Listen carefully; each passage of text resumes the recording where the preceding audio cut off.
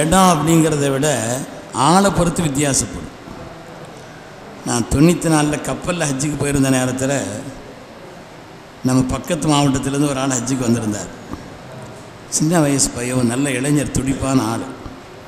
கப்பலில் நாங்கள் 8 நாட்கள் இருந்தோம். முதல்ல மக்கா போய் சேர்ந்துட்டதுனால நாங்கள் பெருநாள் முடித்து ஒரு 10ஆவது நாள் 11ஆவது நாள்லாம் மக்காவுக்கு போயிட்டோம். நோன்பு பெருநாள் முடித்து 10-12ஆவது நாள்லாம் மக்காவுக்கு போயிட்டோம். ஹரமுடைய இமாம் சுதைசி அவர்கள் தொழு வச்சுட்டு, இப்போ நீங்கள் போகிற நேரத்துலலாம் இப்போ ஹஜ்ஜு உம்ரா எல்லாத்துலேயும் கூட்டமாக இருக்குது, அந்த நேரத்தில் கொஞ்சம் கூட்டம் இல்லை. அதனால் அவர் தொழுது முடிச்சுட்டு தனியாக போய்கிட்டு இருந்தார். நான் சுதைசி இமாம் அப்படிங்கிற ஒரு பெரிய இது அதெல்லாம் தெரியாது. பள்ளிவாசலுடைய இமாம், ஹரமுடைய இமாம் தொழு வச்சுட்டு போகிறாங்கன்னு போய் நான் முசாபா செய்தேன். நீங்கள் யாருன்னு கேட்டார். இந்தியாவிலேருந்து ஹஜ்ஜிக்கு வந்திருக்கிறோம். அப்போ அவர் சொன்னால், நாங்கள் லம் யஃப்ருக் ரமதானையும் இன்னும் முடித்த அந்த இதிலேருந்து நாங்கள் வெளியில் வரல, அதுக்குள்ளே ஹஜ்ஜிக்கு வந்துட்டீங்களா அப்படின்னு கேட்டார். நான் கப்பலில் வந்திருக்கிறோம், முதல் கப்பல், இந்தியாவிலிருந்து மாத்திரமல்ல உலகத்திலிருந்தே வந்த முதல் கப்பல், அதனால் நாங்கள் முந்தி சீக்கிரம் வந்துட்டோம் அப்படின்னு சொன்னார். அவர் காஷ்மீர் எப்படி இருக்குதுன்னு கேட்டார். அந்த நேரத்தில் காஷ்மீர் எப்படி இருக்குது, இந்தியாவிலேருந்து வந்திருக்கோன்னு சொன்னதுனால ஹதீஸில் ஒரு செய்தி வருது. அதில் செய்தினா ரசூலுல்லாஹி ஸல்லல்லாஹு அலைஹி வஸல்லம் ஜிப்ரீல் அலைஹிஸ்ஸலாம் பேசிக்கிட்டு இருப்பாங்க.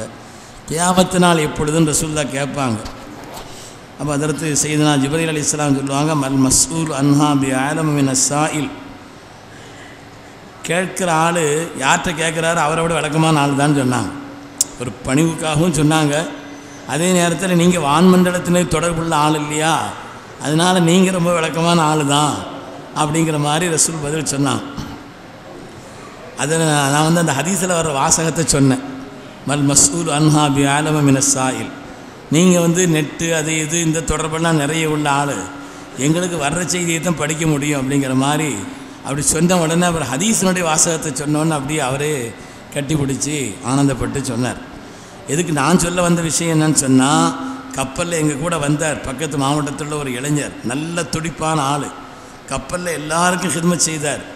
அது மாதிரி நாங்கள் அங்கே போன உடனே நாங்கள் மட்டும்தானே முதல்ல இருக்கிறோம். தவாஃப் செய்யும்போதெல்லாம் பார்த்தா கப்பல் கூட்டம் தான் தெரியும். எங்களுக்கு கப்பலில் ஆள் வாங்கணும் ஒவ்வொரு ஆளையும் அப்படி கை ஆடிட்டு கப்பலில் ஆட்களாக தான் நாங்கள் தவாஃப் செய்துட்டு இருந்தோம். ஹஜ்ருல் அஸ்வதில் ஒரு 10 பேர் வரிசையில் நிற்பாங்க, ஒரு 10 பேர் தான் வரிசையில் நிற்பாங்க. அதுலேயும் கப்பலில் ஆட்கள் தான். அதில் நீங்கள் முதல்ல முத்துங்க அப்படின்னு இப்படிலாம் நாங்கள், எங்களுக்கு இவ்வளோ பெரிய கூட்டம் வரும்னே தெரியாது. அப்படிலாம் இவ்வளோ பெரிய கூட்டம் ஹஜ்ஜுக்கு வருவாங்கன்னு தெரியாது. அப்படி ரொம்ப ஹிதுமத்தில் ஊழியத்தில் பெரிய நிலையில் இருந்த அந்த இளைஞர் ஹஜ்ஜு வந்துருச்சு. ஹஜ்ஜினுடைய காலம் மினாவில் நாங்கள் எல்லோரும் உட்காந்துருக்குறோம். சாப்பாடெலாம் ஹஜ்ஜன் வீட்டில் நம்ம தானே பார்த்துக்கறணும். இப்போ கொஞ்சம் ஏதாவது வசதி செய்து கொடுக்குறாங்க. அப்போ அந்த வசதி கூட கிடையாது, டீ கூட கிடைக்கிறது கஷ்டம். ஒரு ஆள் எங்கிட்ட கேட்டார், ஹஸ்ரத் இந்த ஹஜ்ஜுக்கு வந்தவங்களுக்கு பூரா நான் ஏதாவது கூட இருக்கிறவங்களுக்கு ஒரு உபகாரம் அவங்களுக்கு ஏதாவது செய்யணும்னு நான் நினைக்கிறேன் ஹஸ்ரத், அதுக்காண்டி நான் கொஞ்சம் பணத்தை ஒதுக்கி வச்சுருக்கிறேன், என்ன செய்யணும் ஹஸ்ரத் நீங்கள் சொல்லுங்கள். நான் சொன்னேன், ஹஜ்ஜில் நீங்கள் மினாவில் செய்ய வேண்டிய அப்படி ஏதாவது செய்கிறதா இருந்தால் நீங்கள் ஒன்று செய்யுங்க, இந்த சுட வைக்கிற அந்த கேத்தல் ஒன்று கொண்டு வாங்க. சுட வைக்கிற கேத்தல் ஒன்று கொண்டு கொஞ்சம் சீனி டீத்தூள் வாங்கி வச்சுக்கோங்க. பாலை பார்க்காதீங்க, பாலை எதிர்பார்க்காதீங்க. இல்லை பால்னால் ஒரு டப்பா, பால் டப்பா, அது இந்த மாவு டப்பா வாங்கி வச்சுக்கோங்க. நீங்கள் இந்த டீயை மட்டும் போட்டு போட்டு போட்டு போட்டு கொடுத்தீங்கன்னா சுப்ஹானல்லாஹ் எல்லா கூலியும் உங்களுக்கு கிடச்சிரும். ரொம்ப தேவையான நேரம், தேவையான பொருள், அதை பற்றி நீங்கள் அந்த மனுஷன் ஸ்ரீதேவி அதுக்காண்டி பெரிய தொகை கொண்டிருந்தார். அதனால் அவர் என்ன செய்தார், நான் கொண்டு சாமான்லையே ஜீனி டீத்தூள் இதெல்லாம் தூக்கிட்டு 1க்கு 2 கப்பு வாங்கி அங்கே என்ன செய்தார், சுட வைக்கிறதுக்கு இது இருக்குது, கரண்ட் இருக்குது. டீயை போட்டு போட்டு போட்டு போட்டு போட்டு 2-3 பேர் வச்சுக்கிட்டார். நீங்கள் எல்லாம் கொடுங்க கொடுங்க அப்படின்னு சொன்னார். எதுக்கு சொல்ல வந்தால் எல்லாருக்கும் டீ கொடுத்துட்டு இருந்தாங்க. இவர் இந்த கப்பலில் என் கூட வந்தாருன்னு சின்ன வயசு பையன், அவர் குடும்பத்தோடு வந்திருக்கிறாரு. அவர் இளைஞர் தான், இன்னும் கல்யாணம் முடிச்சிருக்கிறார். அவரும் உட்கார்ந்துருக்கிறார். டீயை கொடுத்துட்டு வந்த அந்த பையன் வரிசையாக கொடுத்துட்டு வரும் பொழுது இவர் எனக்கு தாப்பான்னு கேட்டிருக்காரு. அவன் கவனிக்கலை, அதனால் விட்டுட்டு போயிட்டான். 2வது வேற ஒருத்தன் டீ கொடுத்துட்ருக்கான் கூட பல பேர், அவனு கேட்டிருக்காரு, அவனும் கவனிக்கலை. 2-3 தடவை கவனிக்கலைன்னு எழுந்திட்டார். எழுந்திருச்சு எஹ்ராம் துணியை தூக்கி மடிக்கிட்டார். எஹ்ராம் துணியை தூக்கி மடிச்சிட்டார். நல்லவனுக்கு நான் நல்லவன், அதுக்கடுத்து சொன்ன வாசகத்தை இங்கே சொல்லக்கூடாது சொன்னார். அதனால் டென்ஷன் அப்படிங்கிறது இடம்ங்கிறத விட நம்முடைய சூழல் தான் முக்கியம். அதுதான் அந்த சுச்சுவேஷன் இருக்குது, அதுதான் முக்கியமானது. சில இடங்கள் நம்ம டென்ஷன் ஆகும்னு சொன்னோம், சாதாரணமாக இருக்கும். சில இடங்கள் டென்ஷன் ஆகிறதுக்கு வாய்ப்பே இல்லை, ஆனால் டென்ஷன் ஆகிடுவாங்க. அதனால் ஹஜ்ஜில் சங்கையான ஹாஜிகளான உங்களிடத்தில் ரொம்ப பணிவோடு கேட்டுக்கிறது, நீங்கள் டென்ஷனை தவிர்த்துக்கிறணும். குறிப்பாக எஹ்ராமில் இருக்கும் பொழுது, எஹ்ராமில் இருக்கிறேன் அதாவது கூட மனைவி வருவாங்க, மற்றவங்க வருவாங்க, நம்ம இடத்துல உரிமை உள்ளவங்களாக இருப்பாங்க, அவங்க வழியாகவும் டென்ஷன் வந்துடும், பல நிலைகள். அதனால் எனக்கு ஒரு ஆளையும் தெரியும், அவர் ஹஜ்ஜிக்கு வந்திருக்கும் பொழுது அவருடைய மனைவியை செருப்படுத்தி அடிச்சிட்டார். நான் பார்த்தேன், அடிச்சிட்டார், கோபத்தில் என்ன செய்தார். அதுக்கு பிறகு வருத்தப்பட்டார். பின்னால் வந்து நின்று ரொம்ப அழுதார். மனைவி திரும்பி மன்னிப்பு கேட்டார், எல்லாம் செய்தார். ஆனால் அந்த நேரத்தில் நடந்தது தானே, இன்னும் ஞாபகத்தில் இருக்குது இல்லையா? எதுக்கு சொல்ல வர்றேன், அப்படி ஒரு சூழல் வரும், டென்ஷனுக்கான நிலைகள் வரும். நான் சும்மா டென்ஷன் பட்டேன், இப்படி செய்தா அப்படின்லாம் கேட்பாங்க. தாய்மார்கள் கொஞ்சம் மையப்பகுதியில் மத்திய பகுதியில் சந்தேகங்களை உங்கள் கேள்விகளை நீங்கள் குறித்து வச்சுக்கிடுங்க. பேப்பர் தரப்பட்டிருக்குது, டைரி தரப்பட்டிருக்கு, குறித்து வச்சுக்கிடுங்க. இன்ஷா அல்லாஹ் அந்த கேள்வியை தந்தீங்கன்னா இன்ஷா அல்லாஹ் அந்த ஹஜ்ஜினுடைய விளக்கம் முடிஞ்ச உடனே அந்த கேள்விகளுக்கு பதில் தரப்படும். ஒரு 3 வருஷத்துக்கு முன்னால் முஸ்தலிஃபாவில் நாங்கள் எல்லாரும் ஹாஜிகள்லாம் தங்கியிருந்தோம். அந்த நேரத்தில் ஒரு வயதான ஒரு மனிதர் ஒரு இளைஞரை செருப்பை கடத்தி அடிச்சுக்கிட்டே இருக்கிறார். அந்த பையன் அப்படியே உட்காந்துருக்கான். பக்கத்தில் போய் பேசுனா அந்த பெரியவர் பேசுகிற மொழி எங்களுக்கு தெரியல, இவன் சொல்கிறது விளங்கல்ல. 2 பேர் வேறு மொழிக்காரங்க, அந்த 2 பேர் மொழியும் எங்களுக்கு தெரியல. அந்த 2 பேரும் எதுக்காண்டி சண்டை ஆரம்பிச்சிச்சு, யார் என்ன செய்கிறா, இவன் என்ன சொன்னால், அவர் எதுக்கு அடிக்கிறாரு, சமாதானம் பண்ணணும்னு நம்ம அவங்களுக்கு சொல்கிறதுக்குன்னு அந்த மொழியும் நமக்கு தெரியலை. என்னடா நடக்குதுன்னு தெரியலையேன்னு சொல்லிகிட்டு இருக்கும் பொழுது இந்த 2 பேரில் அந்த பையனுடைய மொழி தெரிஞ்ச ஒரு ஆள் வந்திருக்கிறார். அந்த பையனுடைய ரஷ்ய மொழி போல் தெரியுது, அது தெரிஞ்ச ஒரு ஆள் வந்தார். அவன்கிட்ட கேட்டார், என்னப்பா நடந்திருக்குது அப்படி. நான் அவருக்கு ஒரு உபகாரம் செய்தேன், ஆனால் அவர் தனக்கு அது உபகாரம்னு தெரியலை, நான் கெடுதல் பண்ணுறேன்னு நினச்சிட்டு என்னை திட்டுறாரு, அடிக்கிறார். நீ சொல்ல வேண்டியது என்ன, பேசாமல் உட்காந்துருக்கேன்னா, ஹஜ்ஜில் நான் எஹ்ராமில் இருக்கிறேன் சொன்னேன். நான் எஹ்ராமில் இருக்கிறேன், ஒரு வயசான மனுஷன் விளங்காமல் செய்கிறாரு, அல்லாஹ் அவரை மன்னிக்கட்டும், எனக்கு ஒன்றும் பிரச்சனை இல்லை சொன்னான். அந்த மனுஷன் விளங்கல்ல, தப்பாக விளங்கிக்கிட்டாரு. நான் சொல்கிற பாஷை அவருக்கு புரியல. வயதான பெரிய ஆளாக இருக்கிறாரு, ஏதோ என்னை விட நிறைய அமல்கள் செய்திருப்பார். அதனால் அதாவது விஷயம் உள்ளவங்களுக்கு தான் ரோஷமும் வரும், அமல் செய்தவங்களுக்கு தான் கிபரும் வரும், இல்மு உள்ளவங்களுக்கு தான் பெருமையும் வரும். பெரிய அமல்கள் நிறைய செய்திருப்பார், அதனால் என்ன செய்கிறார், ரோசப்பட்டார். தெரியல, எனக்கு ஒன்றும் பிரச்சனை இல்லை, கொஞ்சம் நேரத்தினுடைய இது நீங்கள் விடுங்கன்னு சொல்லி அந்த பையன் ஆச்சரியமாக இருந்துச்சு. அப்படி பொறுமையாளர்களும் இருக்கிறாங்க. அதுக்கப்புறம் எல்லாரும் அவரை அடிச்சிடுவாங்க போல் தெரியுது, கொஞ்சம் விட்டா எல்லோரும் சேர்ந்து அவரை அடிச்சிடுவாங்க போல் தெரியுது. சரி, அந்த பையன் நீங்கள் முதல்ல இடத்த தள்ளி போன்னு சொல்லி அந்த இடத்த விட்டு அவனை வேறு இடத்துல மாற்றி. பல சூழல்கள் இருக்கும், நாம் நம்மளை என்ன செய்யணும், சூழல்கள் டென்ஷனை உண்டாக்கும். எந்த நிலையாக இருந்தாலும் நாம் இப்போ ஒரு உறுதி வச்சுக்கிறேன், நான் டென்ஷன் பட மாட்டேன். குறிப்பாக எஹ்ராமில் இருக்கும் பொழுது, ஹஜ்ஜினுடைய எஹ்ராமோ உம்ராவுடைய எஹ்ராமில் இருக்கும் பொழுது, அது முடிஞ்ச பிறகு பார்த்துக்கிறோம் அப்படின்னு சொல்லிடணும். குறைஞ்சபட்சம் எஹ்ராம் களையட்டுமோன்னு நான் பார்த்துக்கிறேன் அப்படின்னு சொல்லி என்ன செய்யணும், விட்டுறேன். அது போயிடும் இல்லையா தானா. அதனால் மற்ற பேச்சினுடைய ஒரு சாரமாக இந்த விஷயத்தை உங்கள்கிட்ட ரொம்ப பணிவோடு கேட்டுக்கிறேன். ஏன்னா நான் அந்த விஷயத்தை ஞாபகம் வைங்க, நான் கப்பலில் போகும்பொழுது எனக்கு சொல்லப்பட்ட, பாம்பேயில் வச்சு எனக்கு சொல்லப்பட்ட ஒரு பெரிய ஆலிம் எனக்கு சொன்னார், எஹ்ராமில் இருக்கும் பொழுது நீங்கள் எந்த குணம் உங்களுக்கு வந்ததோ, அது நல்ல குணமாக இருந்தாலும் சரி, கெட்ட குணமாக இருந்தாலும் சரி, நல்ல குணம்னாலும் உங்களை விட்டு சீக்கிரம் மாறாது, கெட்ட குணம்னாலும் மாறாது, ஞாபகம் வச்சுக்கன்னு சொன்னார். எனக்கு ஞாபகம் இருந்துச்சு. அது மாதிரி நான் மக்கா போன உடனே அங்கே நேரத்தில் ஷாதிலியா தரீகாவினுடைய பெரிய தலைமை பீடம் ஃபாசி மௌலானாவை சந்தித்தேன். அவங்க சொன்னாங்க, முதல் ஹஜ்ஜுக்கு வந்திருக்கிறீங்க, இது உங்களுடைய முதல் ஹஜ் அப்படிங்கிற காரணத்தினால குணம் எண்ணத்தை நடந்துக்கிறணும், இதை வச்சு தான் ஹஜ்ஜு. ஹஜ்ஜுங்கிறது இருக்கிறத குணத்தோடு நடந்துக்கிறது தான், நல்ல குணங்களை வெளிப்படுத்துறது தான் ஹஜ் அப்படிங்கிறது. அவங்க சொன்ன சில நசீகத்தோட சில விஷயங்கள்லாம் சொன்னாங்க. அதனால் கூட இருந்தவங்களை எல்லாம் சில நானும் பக்குவமாக இருக்கிறதுக்கு நான் ஒரு வாய்ப்பை அந்த பெருமக்களை கொண்டு அல்லாஹ் ஏற்படுத்தி தந்தேன். அதனால் மற்ற விஷயங்கள்லாம் சொல்வோம். பணிவாக உங்கள் இடத்துல கேட்டுக்கிறது என்னென்னா, டென்ஷன் படாது. குறிப்பாக எஹ்ராமில் இருக்கிற நேரத்தில் அதுக்குண்டான சூழல் வெளியில் இருந்தாலும் இல்லாமல் போய் எதுக்கு டென்ஷன் பட போகிறோம்? வெளியில் சூழலை இருந்தாலும் நான் எஹ்ராமில் இருக்கிறேன், நான் எஹ்ராமில் இருக்கிறேன், நான் எஹ்ராமில் இருக்கேன், இதை வச்சுக்கோங்க. எஹ்ராம் முடிஞ்ச பிறகு அவர்கிட்ட சொல்லுங்கள், எனக்கு ரொம்ப வேதனையாக இருந்துச்சு, எஹ்ராமில் இருக்கிறதுனால நான் அமைதியாக இருந்துட்டேன், எஹ்ராம் முடித்த பிறகு என்ன சொல்லுங்கள். அந்த நேரத்தில் ஒன்றும் சொல்லிக்கிட்டு இருக்காது. நீங்கள் வந்து அவங்க அடி வாங்கினாங்க இவங்க அடி வாங்கினாங்கிறது இல்லை. எஹ்ராமில் நான் அடி வாங்கியிருக்கிறேன். எஹ்ராமில் என்ன சொல்கிறாருன்னு அடிச்சிட்டார், நான் ஒன்றும் செய்ய. நான் மற்றவங்களுக்குலாம் சொல்லிகிட்டு இருக்கேன், நீ எப்படி இருக்கிற நல்லா சுவாதிக்கணுமா இல்லையா? அதனால் நல்லா பாரு, பயான் செய்கிறது ஈஸிப்பா, அனுபவிக்கிறது கஷ்டம், பார்த்துக்க அப்படின்னு சொல்லி நினச்சிட்டார். ஒரு ஆள் மார்க்க விஷயத்தை நான் தீனை சொல்கிறேன், நீங்கள் அப்படி சொல்லலைன்னு சொல்லி நினச்சிட்டார். நான் ஒன்றும் சொல்லலை. ஹஜ்ஜு முடியட்டும், நான் அதுக்கு பிறகு வேணா அதுக்கு விளக்கம் சொல்கிறேன். இப்போ விளக்கம் என்னால் சொல்ல முடியாதுன்ட்டு சொல்ல வர்றேன். எதுக்காக அந்த சூழல்கள் வரும். இப்போ அப்படிலாம் இல்லை, ஓரளவு நல்ல நிலைகள் மாறிடுச்சு அங்கே உள்ளது. ஆனாலும் கூட ஒரு கூடுதலான எச்சரிக்கையோடு உங்களுக்கு நான் சொல்லுகிறேன் இந்த விஷயத்தை. செய்துக்கலாமா? எஹ்ராமில் டென்ஷன் ஆகாது. சரி, ஆரம்பிச்சிடுமா? எல்லோரும் வந்தாச்சா? கொஞ்சம் ஃபோனை கொஞ்சம் சைலண்டில் போடுங்க ப்ளீஸ், அது டிஸ்டர்பாக இருக்குது. அதனால் முக்கியமான ஒரு கட்டத்தில் நம்ம இருக்கிறோம். இன்ஷா அல்லாஹ் இப்போ நம்ம ஹஜ்ஜு போயிட்டு நம்ம வந்து உம்ரா முடித்து நம்ம ஃப்ரீயாக மதீனாவுக்கு கூட போயிட்டு வந்துடுவாங்க. அதுக்கப்புறம் அந்த ஹஜ்ஜுக்கும் அந்த உம்ராவுக்கு இடையில் மதீனா ஜியாரத்தெல்லாம் முடிச்சு வந்த பிறகு தான் புதிய அத்தியாயம் ஆரம்பிக்கும்.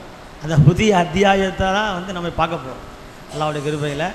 அதற்கு நாங்கள் குறைஞ்ச அனுபவத்திலே எங்களுக்கு நிறைய அனுபவங்கள் இருக்குது. அதை சொன்ன மாதிரி எங்கெல்லாம் டென்ஷன் ஆகும்னு அப்படின்னு அதற்கு கூடுதலாக நான் சொல்கிற ஒரு இடம் என்னென்னா, ஹஜ் கமிட்டியில் போகிறவங்களும் ரூம் அலாட்மெண்ட் பண்ணுறாங்கல்ல, அது ஒரு இடம். ரூமு நமக்கு உங்களுக்கு இவங்க கூட ரூமு, இவங்களுக்கு இவங்க கூட அப்படின்னு ஜாயின் பண்ணி விடுற இடத்துல அங்கேயும் சில பிரச்சனைகள். என்ன எதுக்கு அவங்க கூட போட்டீங்க, அவர் எதுக்கு என் கூட போட்டீங்க, இப்படின்னு ஆரம்பிக்கிற அந்த டென்ஷன்கள் எல்லாம் இருக்குது. அல்ஹம்துலில்லாஹ் அதெல்லாம் நம்ம பேசிட்டோம். இப்போ ரொம்ப முக்கியமாக அந்த துல்ஹஜ் மாதத்தினுடைய 8வது நாள் நாகூரண்டிபா ஆரம்பிக்குவார். துல்ஹஜ் மாதம் 8ஆம் பிறையில் மக்காவில் இருந்து துல்லியமான எஹ்ராம் என்னும் வெள்ளாடை உடுத்தின்னு சொல்லி ஆரம்பிக்கிறாரு. அந்த ஹஜ்ஜினுடைய 5 நாட்கள் முத்தாய்ப்பான நாட்கள். அதனுடைய கிரிகைகள் என்ன, நம்ம செய்ய வேண்டியது என்ன, தயாரிப்புகள் என்ன என்பதை கொடுத்து சட்டங்களோடு சிறப்புகளோடு அனுபவ ரீதியிலான ஒரு அனுபவ பகிர்வாகவும் அடுத்தவங்க சொல்லுவாங்க. கவனமாக கேட்போம்மா. சரி, சொல்கிற அளவுக்கு சொல்கிறதா இருந்தால் மகரிப் வரை கூட போயிடும். அதனால் அவ்வளோ நேரம்லாம் இல்லை. இன்ஷா அல்லாஹ் அடுத்தடுத்த ஹஜ்ஜு கிளாஸ் இருக்குது. ஆனால் இந்த விஷயங்களில் இந்த 5 நாட்களை மட்டும் சொல்லி முடிச்சிடுறோம்.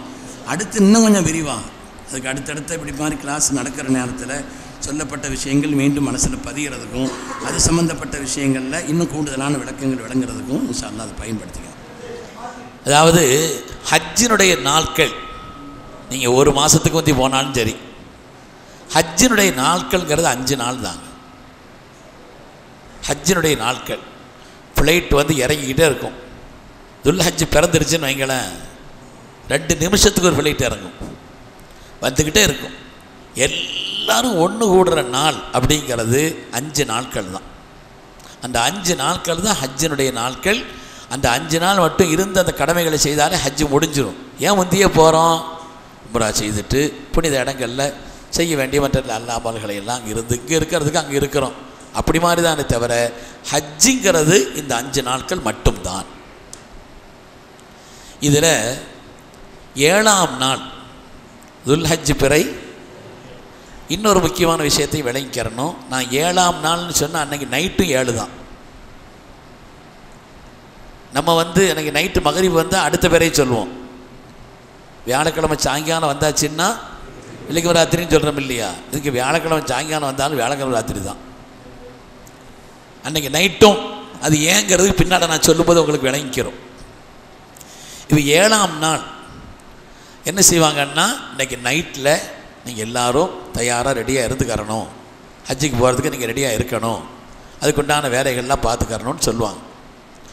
அப்படி அறிவிப்பு செய்யும் பொழுது நம்ம வந்து புஸ்தகத்தில் படிச்சிருக்கிறோம், 8ஆம் நாள் அதிகாலை மக்காவில் சுபுஹ் தொழுத பிறகு நபி ஸல்லல்லாஹு அலைஹி வஸல்லம் இங்கிருந்து பெறப்பட்டு அதுக்கு பிறகு வினாவுக்கு போனாங்க அப்படின்னு படிச்சிருப்போம். இங்கே நைட்லேயே போச்சுரியலைன்னா அங்கேருந்து ஒரு சண்டை ஆரம்பிக்கும். ராத்திரியே போச்சுரியலைன்னா அப்படின்னு சில பேர் என்ன செய்வாங்க, கேட்பாங்க. சில பேர் கொஞ்சம் சத்தம் கூடுதலாக கேட்பாங்க, சில பேர் அது சண்டை மாதிரி பேசுவாங்க, எல்லாம் இருக்கும். முஅல்லிம் நமக்கு அறிவிப்பின்படி எப்போ போக சொல்கிறாங்களோ பெறப்பட வேண்டியதுதான். அதில் தர்க்கம் பண்ணிக்கிட்டு இருக்க வேண்டிய வேலை நமக்கு இல்லை. லட்சக்கணக்கான ஹாஜிகளை கொண்டு போய் மினாவில் சேர்க்கணும், அங்கேருந்து அரஃபாவில் சேர்க்கணும், திருப்பி முஸ்தலிஃபா வந்து திருப்பி மினாவுக்கு வரணும். இந்த வேலைகள்லாம் செய்ய வேண்டியது இருக்குதுங்கிற காரணத்தினால எப்போ சொல்கிறாங்களோ அப்போ பெறப்பட வேண்டியது. சரி, இங்கே ஹஜ்ஜுக்கு தயாராகிறீங்கன்னா என்ன தயாராக இருக்கணும் அப்படின்னு சொன்னால், முதல்ல ஹஜ்ஜுக்காக வேண்டி உள்ள அந்த 5 நாட்களுக்கு தேவையான பொருள்களை எடுத்து வச்சுக்கிறோம். முடிஞ்சவரை பெரிய சுமை தூக்கக்கூடாது. ஒரு 5 நாள் இது இல்லாட்டா அனுசரிச்சுக்கலாம், இது இல்லாட்டா அனுசரிச்சுக்கலாம் அப்படிங்கிற மாதிரி ஐட்டங்கள்லாம் இருக்குது இல்லையா? அப்படி எல்லாத்தையும் கழிச்சிட்டு ஒரு 5 நாள் இன்னும் தெளிவாக சொல்கிறதா இருந்தால் அந்த பேக்கை நான் தூக்கிட்டு வர முடியும். அவர் கூட வர்றாரு, அவர் ஒரு பை வச்சுக்கிறார், அவர் இன்னொரு பை வச்சுருப்பார், அந்த பையை நான் தூக்கிட்டு வர முடியும். அப்படின்னு ஒரு அவசியமான தேவைகள் உள்ளதை மாத்திரம் அந்த 5 நாளைக்கு எடுத்துக்கார். அந்த 5 நாளைக்கு உள்ளதை எடுத்துக்கார்.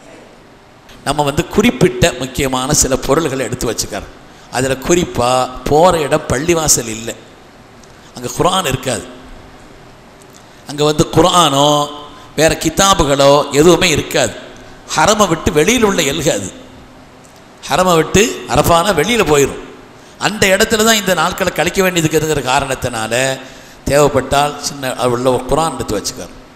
ஓதுறதுக்கு ஏதாவது கிதாபுகள் இருக்குது, துஆவுடைய கிதாபுகள் இருக்குதுன்னு அந்த 5 நாள்லேருந்து முக்கியமாக தேவைப்படும். அதெல்லாம் மறக்காமல் நம்ம எடுத்து வச்சுக்கணும்.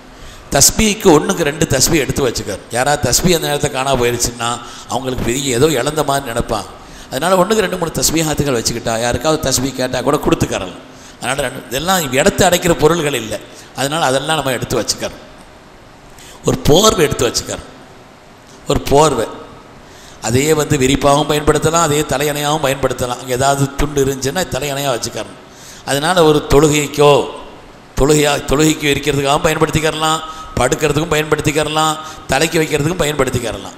மினாவில் உங்களுக்கு டெண்டில் வந்து அங்கெல்லாம் விரிப்பு அங்கே வச்சுருக்குறாங்க, மெத்த மாதிரி போட்டிருப்பாங்க. அது வந்து என்ன செய்யும், அங்கே சரியாயிரும். ஆனால் அரஃபா முஸ்தலிஃபாவில் அது இருக்காது. அரஃபாவில் இப்போ கொஞ்சம் விரிக்கிறாங்களே தவிர மெத்தை இல்லை. அப்படியா? அது வருஷத்துக்கு ஒரு தடவை, போன தடவை ட்ராவல்ஸ்லாம் வந்து முன்ன அளவுக்கு பெரிய அளவுக்கு அரஃபாவில் இதெல்லாம் போட்டிருந்தாங்க. சில நேரங்களில் அப்படி இப்படி இருக்குன்னு வைங்க. ஆனால் ஒரு போர்வை வச்சுக்கிறணும். கண்டிப்பாக அது எங்கே தேவைப்படும்னா முஸ்தலிஃபாவில் தேவைப்படும்.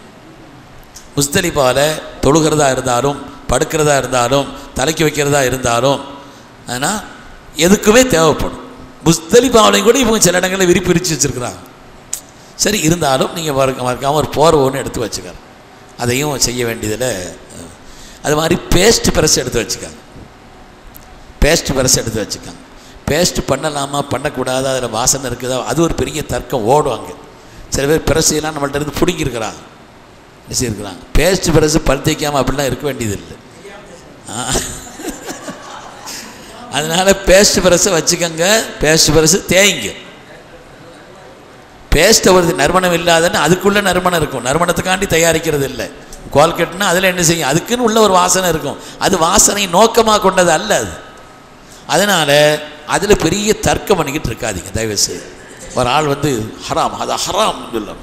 ஆமாம் அப்படி அவன் சொல்கிற முகத்தை பார்த்து ஆஹா நம்ம ஹஜ்ஜி அப்படியே ஆயிடுச்சு போல் தெரியுது அப்படின்னு நினைக்கிற அளவுக்கு சொல்லுவாங்க. ஹராம் ஹாதா அப்படின்னு சொல்லிட்டு அவன் ஹஜ்ஜை பாலாக்கிட்டு என்ன சொல்லுவாங்க எல்லாம் அப்படியா. சரி அவன் முன்னாடி என்ன செய்ய வேண்டியதுதான், தண்ணி விட்டு கழுவி விட்டுட்டு 2 பேஸ்ட் வச்சு தேய்ச்சிக்க வேண்டியது தான். அதனால் பேஸ்ட் ப்ரஷ் எடுத்து வச்சுக்காங்க. 1-2 மிஸ்வாக்குகள் வச்சுக்காங்க. என்ன செய்யுங்க, மிஸ்வாக்குகள் அந்த நேரத்தில் அதையும் என்ன செய்யணும் எடுத்து வச்சுக்காங்க. சில இடங்களில் வந்து என்ன செய்யணும், அது தேவைப்படும் ஒரு அவசரத்துக்கு அப்படிங்கிறதுனால 1-2 மிஸ்வாக்குகளையும் கையில் எடுத்து வச்சுக்காங்க. மருந்து மாத்திரைகளை மறக்காமல் எடுத்துக்காங்க. மருந்து மாத்திரைகள் சாப்பிட்றவங்க அங்கே போய் நின்றுட்டு நம்ம வேறு எதையும் செய்ய முடியாதுங்கிறதுனால மருந்து மாத்திரைகள் இது சம்மந்தப்பட்டது அப்படிங்கிறதையும் நீங்கள் முக்கியமாக எடுத்து வச்சுக்கிறோம். உணவு சம்மந்தப்பட்டது உங்கள் விருப்பத்துக்கு விட்டுறேன்.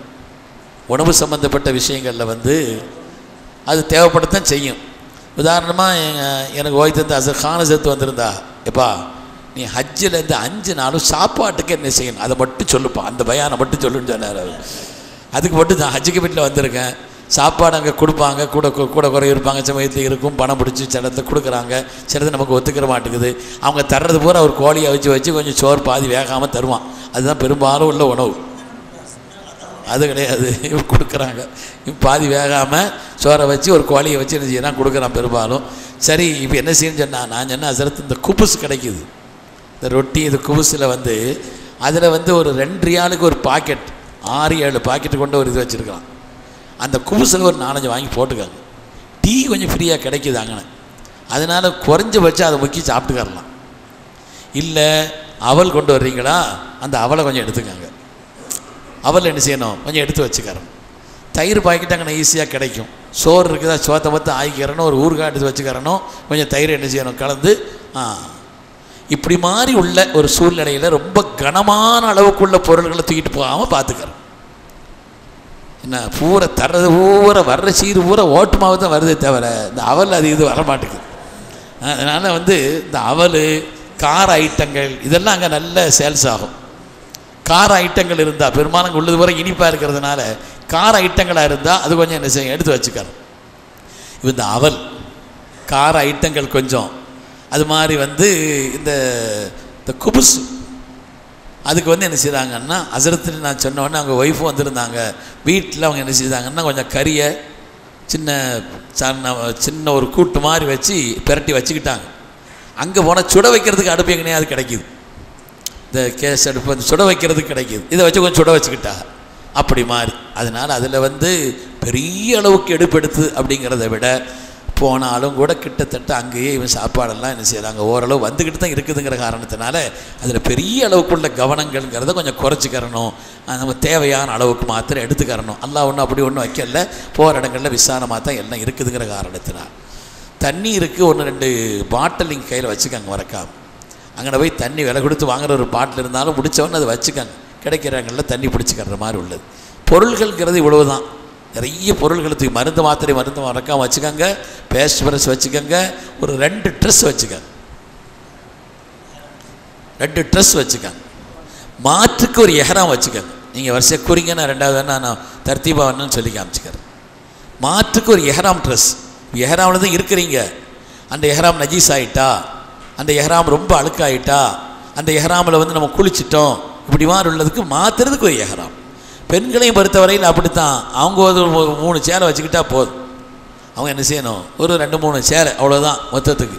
அவங்களுக்கு தனி எஹராம்ங்கிறது ஒரு இல்லை அப்படிங்கிற காரணத்தினால அவங்க 2-3 ட்ரெஸ்ஸுகளை வந்து வச்சுக்கிட்டா போதுமானது. 2-3 ட்ரெஸ் வச்சுக்கிறணும். ஆண்களை பொறுத்தவரையில் ஒரு எஹராம் ட்ரெஸ் அப்படிங்கிறது மறக்காமல் வச்சுக்கிறணும். ஒரு வீக்கிறதுக்கு முசல்லாவோ அல்லது வந்து ஒரு போர்வையோ அது ஒன்று வச்சுக்கிறணும். மருந்து மாத்திரைகள் வச்சுக்கிறணும். Paste brush வச்சுக்கிறணும். குரானோ அல்லது இதோ நிறைய அடுக்கிற மாதிரி தெரியும். ஒரு பைக்குள்ளே எல்லாத்தையும் வச்சிடலாம். அடிச்சு சொல்கிறது பார்த்தா 10 ஐட்டம் மாதிரி தெரியும். எல்லாத்தையும் ஒரு பையில் வச்சு என்ன செய்ய, ஜோல்னா பையில் போட்டால் தூக்கி முடிச்சு போட்டுக்கலாம். அது சொல்கிறேன், சொல்லலையே. அதனால் இந்த பொருள்கள் அப்படிங்கிறது இதை எடுத்து வச்சிடணும். இது எப்போ எடுத்து வைக்கணும், நைட்டில் 8 மணிக்கு பரப்படணும்னு சொல்லியிருப்பாங்க. அசரில் எடுத்து வச்சு முடிச்சிடணும். அதில் போய் வேறு கவனம் செலுத்திக்கிட்டு இருக்கக்கூடாது. முதல்ல எடுத்து வச்சு மினா முஸ்தலிஃபா அரஃபா கொண்டு போக வேண்டிய ஐட்டம்னு ஒதுக்கி நம்ம வச்சிடணும். ஆண்களும் சரி பெண்களும் சரி முதல்ல அது ரெடியாக்கி வச்சிடணும். நீங்கள் அன்னைக்கு வந்து இந்த எஹராமுக்கு முன்னால் சொன்ன அந்த 5 விஷயங்கள் இருக்குது இல்லையா, அந்த 5 விஷயத்தை பேணிக்கிறோம். நகங்கள் இருந்தால் வெட்டிக்கிறோம். இப்போ வந்து நம்ம ஊரில் குர்பானி கொடுக்குறோம், அப்போ அப்படிங்கும் பொழுது நகை வெட்டக்கூடாது, முடி இறக்கக்கூடாது, அந்த சட்டம் ஹாஜிகளுக்கு கிடையாது. நீங்கள் அங்கே கொடுக்கறது குர்பானியும் இல்லை. முதல்ல பொறுப்பாளர்கள், குடும்பத்தினுடைய பொறுப்பாளர்கள் அங்கே வந்தாச்சுன்னா அவங்களுக்கு இங்கே கடமை இல்லை. அவங்க அந்த ஹஜ்ஜினுடைய அந்த இதை கொடுத்தா போதுமானது. ஊரில் கொடுக்குறாங்க, அதுக்காண்டி நான் தலைமுடி இறக்காமல் இருக்கணுமா, நகை வெட்டாமல் இருக்கணுமான்னா அந்த சட்டம் கிடையாது. அங்கே எஹராமை பொறுத்தவரையில் நம்ம சொன்ன நகங்கள் இருந்தால் வெட்டி கொள்ள வேண்டும், களையப்பட வேண்டிய முடிகள் இருந்தால் களைந்து கொள்ள வேண்டும். எஹராமனுடைய சுன்னத்தான குளிச்சுக்கரணும். எஹராம் அணிவதற்கு முன்னால் உடம்பில் வந்து நறுமணங்களை பூசிக்கிறணும். 2 ரக்காத் தொழுதுக்கரணும். ஹரமுக்கு போயிட்டு வந்து இருக்கிற வாய்ப்பு இருந்தால் ஹரமிலேயே தொழுதுக்கரணும். எஹராம் அணிகிறதுக்கு முன்னால் நீங்கள் என்ன செய்ய போகிறீங்க, ஒவ்வொருடைய நேரம் ஒவ்வொரு முடித்த உடனே அங்கே இருக்கிறீங்கன்னு சொன்னால் அங்கே எஹராமுடைய சுன்னத்தான தொழுகைன்னு தொழுதுட்டு வந்துடும்.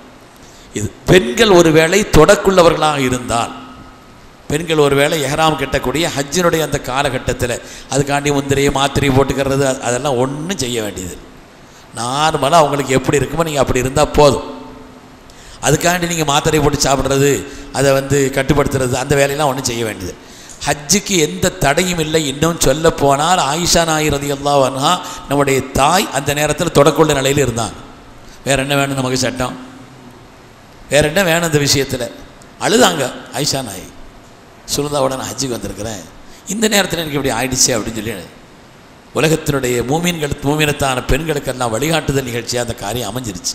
அதனால் தொடக்குள்ள நிலையில் பெண்கள் இருந்தாலும் கூட ஹஜ்ஜினுடைய எஹ்ராம் நீயத்து வைக்கிறதுலையோ, ஹஜ்ஜினுடைய நீயத்து வைக்கிறதுலையோ, எஹ்ராம் அணிகிறதுலையோ எந்த தடையும் அவங்களுக்கு இல்லை. ஆனால் தொடக்கூடாது, குர்ஆன் ஓதக்கூடாது, குர்ஆனை தொடக்கூடாது. இந்த விஷயங்களை தான் பேணணுமே தவிர ஹஜ்ஜினுடைய அமல்களில் எந்த குறையும் அவங்களுக்கு அதனால் வராது. ஆமாம், தவாஃபெல்லாம் 10 அன்னைக்கு வர இல்லையா சொல்கிறேன், அது ஒவ்வொன்றா சொல்லிகிட்டே வர. அதனால் 7 அன்னைக்கே நமக்கு சொல்லிடுவாங்க, 8 அன்னைக்கு மாலையில் பெறப்படணும்னு சொல்லுவாங்க. இப்போ அதனால் 8ஆம் நாள் 7ஆம் நாள் பிந்தி பெறப்படணும்னு சொல்லுவாங்க.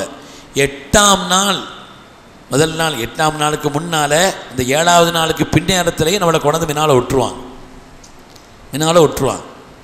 மினால நமக்கு ஒதுக்கப்பட்ட இடங்கள் ஒரு டென்ட் மாதிரி இருக்கும். அங்கே பல நிலையில் உள்ளவங்க இருப்பாங்க. மீனாவுக்கு வந்துட்டீங்கன்னு வைங்க, பல நிலையில் உள்ளவங்க இருப்பாங்க. ஒரு ஆளை படுக்க போடுற மாதிரி இடம்தான். பக்கத்தில் ஒரு ஆள் என்ன செய்வார், விடுவார், கொரட்டை சுபஹானல்லாஹ், விதவிதமான கொரட்டையெல்லாம் கேட்கலாம். கொரட்டையில் எத்தனை வகை இருக்குதோ எல்லா வகையும் அங்கே என்ன செய்வார். சில பேர் கொரட்டை விடுறது பயமாக இருக்கும், அப்படின்லாம் இருக்கும், எல்லாம் இருக்கும். சில பேருக்கு மேலே கைப்பட்டால் தூக்கம் வராது, அங்கே என்ன செய்யும், அப்படி உள்ள நிலையும் இருக்கும். யோகான இடத்துல படுத்தாச்சுன்னா அவ்வளோதான் இருக்கும். ஆனால் அது பொறுத்து ரப்புக்காக நான் என்ன செய்கிறேன் இந்த நேரத்தில், அப்படி உள்ள ஒரு நிலையில் அதை அனுசரிச்சுக்கிறேன். அந்த நேரத்தில் எஹ்ராமில் இருக்கிறோம், நமக்கு அந்த அவரத்து வெளிப்பற்றக்கூடாது, அப்படி கவனிச்சுக்கிறணும். அதனால் அந்த மினாவில் தங்கியிருக்கிறது தான் பெரிய அமல். 8 அன்னைக்கு மினாவில் தான் இருப்போம். ஹஜ் மாதம் 8ஆம் நாள் இருக்க வேண்டிய நேரம் தொஹருக்கு பின்னால் இருந்து நம்ம நைட்லேயே போயிடுவோம். மினாவில் தங்கியிருப்போம். மினாவில் என்ன செய்யணும், ஒன்றும் செய்ய வேண்டியதில்லை. ஹஜ்ஜினுடைய அமல் மினாவில் எது இருக்குதா, ஒரு அமலும் கிடையாது. ஹஜ்ஜுக்குன்னு சொல்லி ஹஜ்ஜினுடைய அமலுன்னு சொல்லி 8ஆம் நாள் மினாவில் தனித்த எந்த அமலும் கிடையாது.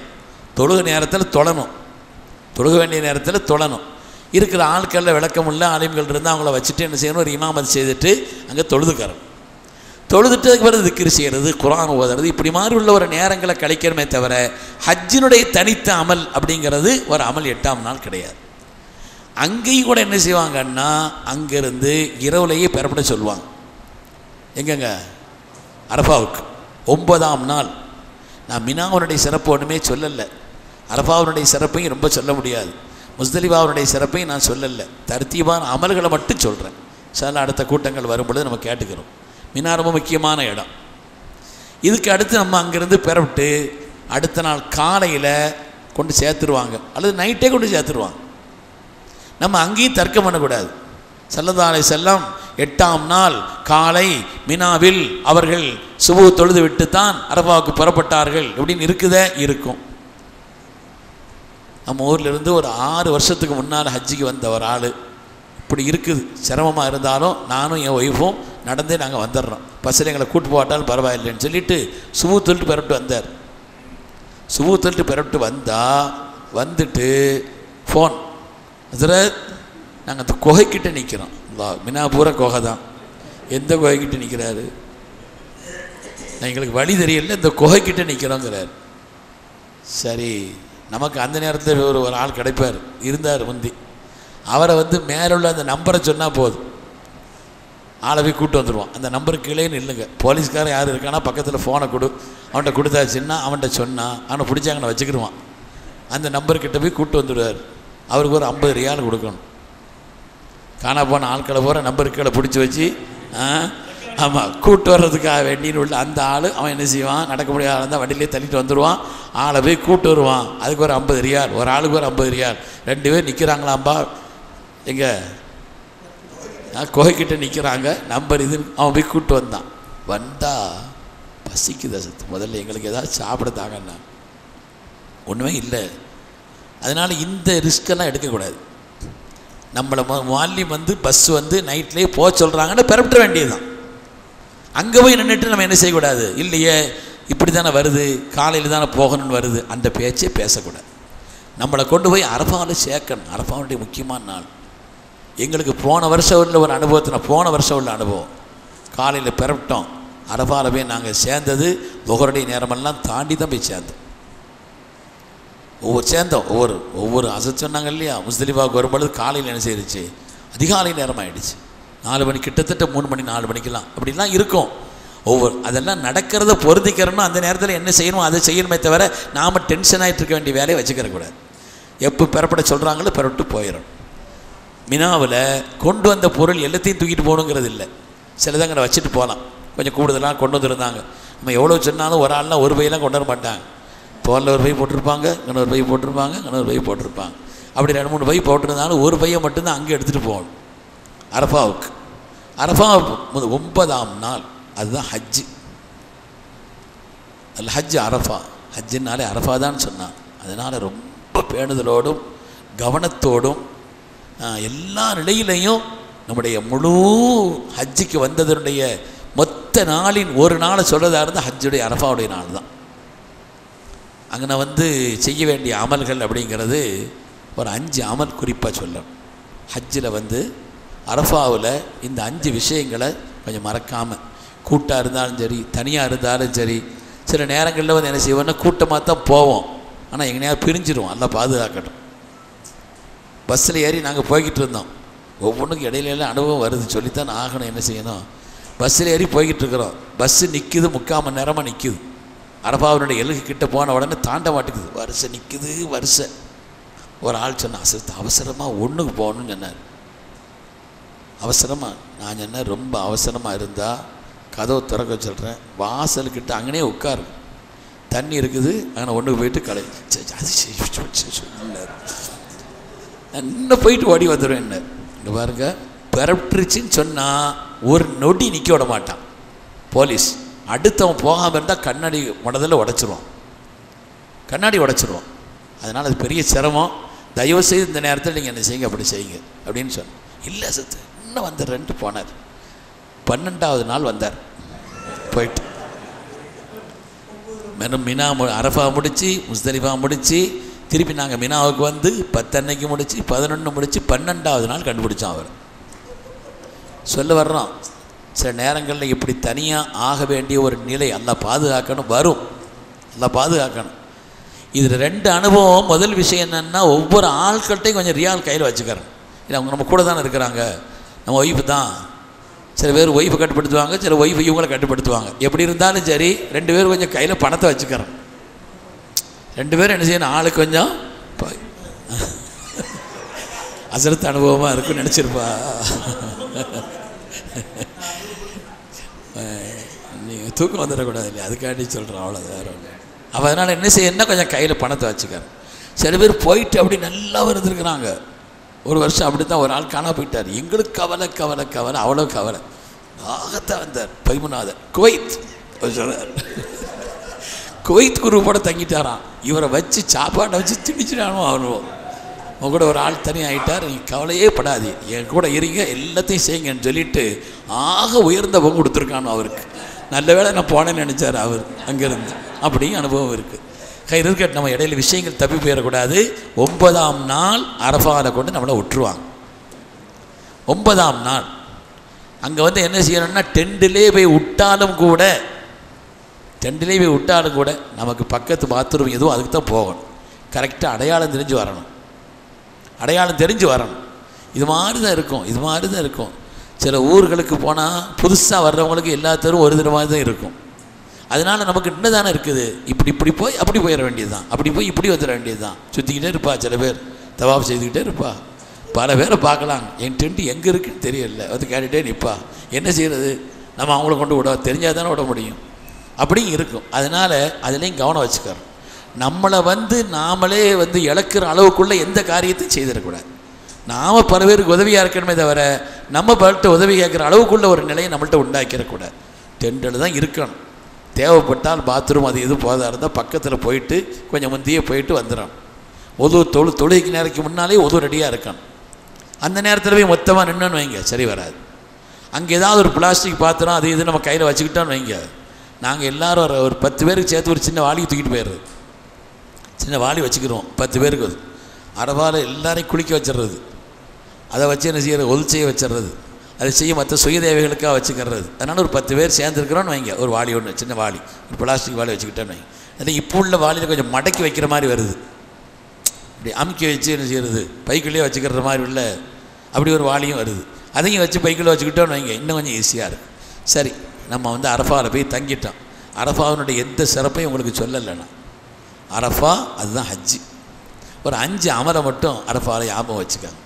போன உடனே அங்கே இருந்து, அதுவும் உச்சி சாஞ்சதுக்கு பிறகு தான் அரஃபாவுடைய அமலே ஆரம்பிக்குது. அங்கே போய் வெளியே விட்டுட்டாங்கன்னு சொல்லிட்டு சில பேர் எல்லா துவாவையும் ஓதி பிடிச்சிருவாங்க, மத்தியானம் படுத்துறது அல்லாஹ்வுங்க அவருன்னு. அங்குதான் அரஃபாவினுடைய அசல் அமல் ஆரம்பிக்கிறது உச்சி சாஞ்ச பிறகு தான். உச்சி சாஞ்சி மகரிப் வர தான் அரஃபாவோட முக்கியமான வேலை. இவங்க வெளியே போய் விட்டாங்களா, காலையில் போன உடனே அங்கே பார்த்துருப்பாங்க. அதுக்கு பிறகு எல்லா குழந்தை துவா அது இது எல்லாத்தையும் ஓதி அசந்து முடிச்சுட்டு மத்தியானம் அப்படி அல்லாஹ்வுங்க அவர் நல்லா குரட்டை விட்டுட்டு கிடக்கிறது. அதெல்லாம் என்ன செய்யக்கூடாது. அந்த நேரம் முக்கியமான நேரம். அதனால் உச்சி சாஞ்ச பிறகு இன்னும் மனசில் பயமும் திடுக்கமும் கவலையும் சிறப்பு அமையணுமேங்கிற ஒரு ஆசை தேட்டம் கூடிடணும். அதைத்தான் பார்க்குறான் அல்லாஹ், நம்ம கல்பை தான் பார்க்குறான். அதனால் இந்த 5 அமல்களை அந்த உச்சிக்கு பிறகு தாய்மார்களும் நீங்கள் குறித்து வச்சுக்கோங்க, கவனத்தில் வச்சுக்கோங்க. அவங்க கூட வர்றாங்க இவங்க கூட வர்றாங்கிறது மட்டும் இல்லை, பொதுவாக இளைஞரணம். அதனால் முதலாவது என்னன்னா 4ஆம் கலிமா. ஸல்லல்லாஹு சொன்னாங்க, ஹைரு துஆ ஃபி யௌமி அரஃபா மா அன குல்து வன் நபியூன மின் கப்லி. அரஃபாவில் நீங்கள் சொல்லும் வார்த்தைகளிலெல்லாம் ஆக சிறந்த வார்த்தை நானும் எனக்கு முன்னால் உள்ள எல்லா நபிமார்களும் இந்த இடத்தில் அமர்ந்து சொல்லி இருக்கிறோம். சுப்ஹானல்லாஹ். ஹைரு துஆ ஃபி யௌமி அரஃபா, அரஃபாவுடைய நாளில் நீங்கள் சொல்லக்கூடிய துஆக்களோ அல்லது நீங்கள் கலிமாவோ அதில் ஆக சிறந்தது என்பது சொல்லிட்டு சொன்னாங்க. மா அன குல்து ஒன் நபியூன மின் கப்லி, நானும் எனக்கு முன்னால் உள்ள எல்லா நபிமார்களும் இந்த இடத்தில் அமர்ந்து சொல்லி இருக்கிறோம். லா இலாஹ இல்லல்லாஹு வஹதஹு லா ஷரீக லஹு லஹுல் முல்கு வ லஹுல் ஹம்த் வ ஹுவ அலா குல்லி ஷைஇன் கதீர். யுஹ்யி வ யுமீத் அந்த ஹதீஸுடைய வாசகத்தில் வரல. அதனால் எல்லாருக்கும் சொல்கிறதுக்கு இலகுவாக நீங்கள் ஒரு தடவை நான் சொன்னதை ஒரு தடவை சொல்கிறேன், அதுக்கு பிறகு நீங்கள் எல்லோரும் சேர்ந்து சொல்லுங்கள். லா இலாஹ இல்லல்லாஹு வஹதஹு லா ஷரீக லஹு லஹுல் முல்கு வ லஹுல் ஹம்து வ ஹுவ அலா குல்லி ஷைஇன்.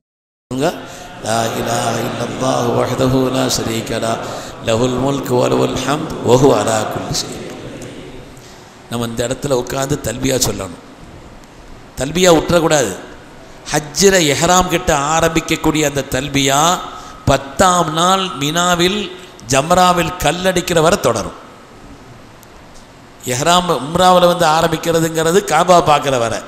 ஹஜ்ஜில் தல்பியா எது வரங்க, 10ஆம் நாள் மினாவுக்கு போய் முதல்ல கல் அடிக்கிறோம், அடித்ததோடு அந்த தல்பியா முடிஞ்சு போச்சு. அது வரை தல்பியா தொடரும். அதனால் 9ஆம் நாள் இடையில தல்பியா சொல்லிக்கிட்டு இருக்கணும். முதல்ல இந்த 4ஆம் கலிமா குறைஞ்சது ஒரு 100 தடவை ஓதும், குறைஞ்சது ஒரு 100 தடவை ஓதும். அப்போ தான் ஓத ஆரம்பிப்போம், அப்படியே தூக்கம் வந்துடும். உள்ள அனுபவத்தை சொல்கிறேன், இது காண்டி சொல்ல. நான் வந்து எல்லாரையும் உட்கார வச்சு மொத்தமாக சேர்ந்து ஓதினாலும் கூட பல பேர் தூங்குவாங்க.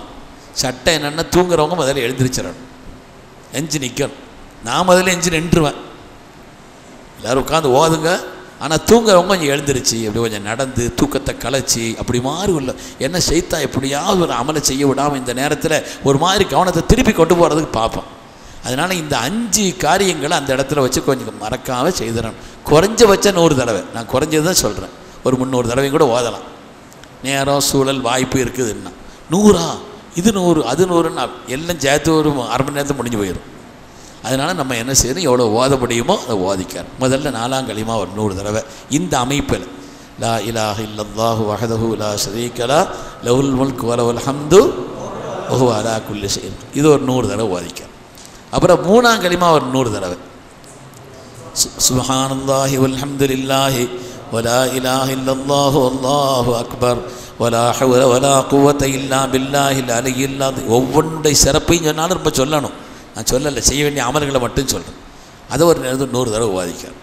அதுக்கு பிறகு குல்ஹு அல்லாஹ் ஒரு 100 தடவை வாதிக்கார். பெண்கள் தொடக்குள்ள நிலையில் இருந்தால் குல்ஹு அல்லாஹ் வாதக்கூடாது.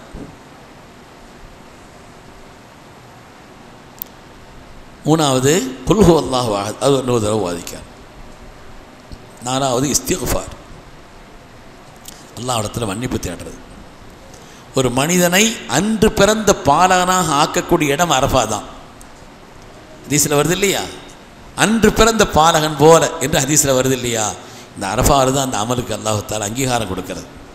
அதனால் வாழ்க்கையில் நம்ம எவ்வளோ பாவங்களை செய்திருப்போம். நமக்கும் நம்ம ரப்புக்கும் தெரியும். உலகம் நம்மளை வேறு மாதிரிலாம் நினச்சிட்ருக்கோம். நான் யாருங்கிறது எனக்கு தெரியும், என் ரப்புக்கு தெரியும். அதையெல்லாம் நினச்சி நினச்சி நினச்சி நினச்சி தனியாகவும் கூட்டாகவும் இருந்து ரப்பிட்ட கண்ணீர் வடித்து கேட்கும், நான் மன்னிச்சிரு ரப்பு. நான் செய்த பாவங்களினால் துன்யாவில் ஆகிறதுல எந்த அதாபையும் கேவலத்தையும் இழிவையும் கண்ணிய குறைவோடு எனக்கு தந்துடாது. இனிமேல் ஒரு பரிசுத்தமான வாழ்க்கை நான் வாழணும் அப்படிங்கிறத அடிப்படையாக வச்சு அஸ்தக்ஃபிருல்லாஹ் குறைஞ்சது அந்த இஸ்திக்ஃபாரை குறைஞ்சது ஒரு 100 தடவை 300 தடவை ஓதிக்கிறோம். துவா செய்யும் பொழுது தனிமையில் நின்று துவா செய்யும்போது நம்முடைய பாவங்களை எல்லாம் நினச்சி பார்க்கணும். நமக்கு மறந்துடும், ரப்பினுடைய ஏடு மறக்காது. கியாமத்தில் ஏட்டை கொடுக்கும் பொழுது மாலி ஹாதர் கிதாப் லா யுகாதிர் சகீரத்தன் வலா கபீரத்தன் இல்லா, இது என்ன நூதனமான கிதாபாக இருக்குது. நான் வாழ்க்கையில் செய்த எந்த ஒரு சின்ன பெரிய பாவத்தையும் விட்டு வைக்கல, எல்லாத்தையும் எழுதி வச்சுருக்குது. எல்லாம் அப்படி ஒரு சிப்பு தான் கொடுப்பான், எல்லாம் அதில் இருக்கும். அதனால் அந்த பாவங்கள்லாம் அல்லாட்ட மன்னிக்கிறது மாத்திரமல்ல, உன்னுடைய ஏட்டிலிருந்து அந்த பாவத்தை அழிச்சுக்கிறப்பேன்னு கேட்கணும். கஃபூர்னா மன்னிக்கிறது, அஃபூன்னா ரெண்டும் மன்னிப்பு தான். லைலத்துல் கத்ரில் அஃபூ கேட்க சொன்னாங்க இல்லையா. அஃபூன்னா என்ன அர்த்தம்னா அந்த பாவம் ஏட்டில் கூட இருக்காது, அல்ல அழிச்சிருவானு. ஏட்டில் கூட நீ வைக்கக்கூடாது, என்ன அழிச்சு மன்னிச்சிரு அப்படின்னு சொல்லி அந்த இடத்துல அல்லாஹ்விடத்துல மன்னிப்பு கேட்கறது.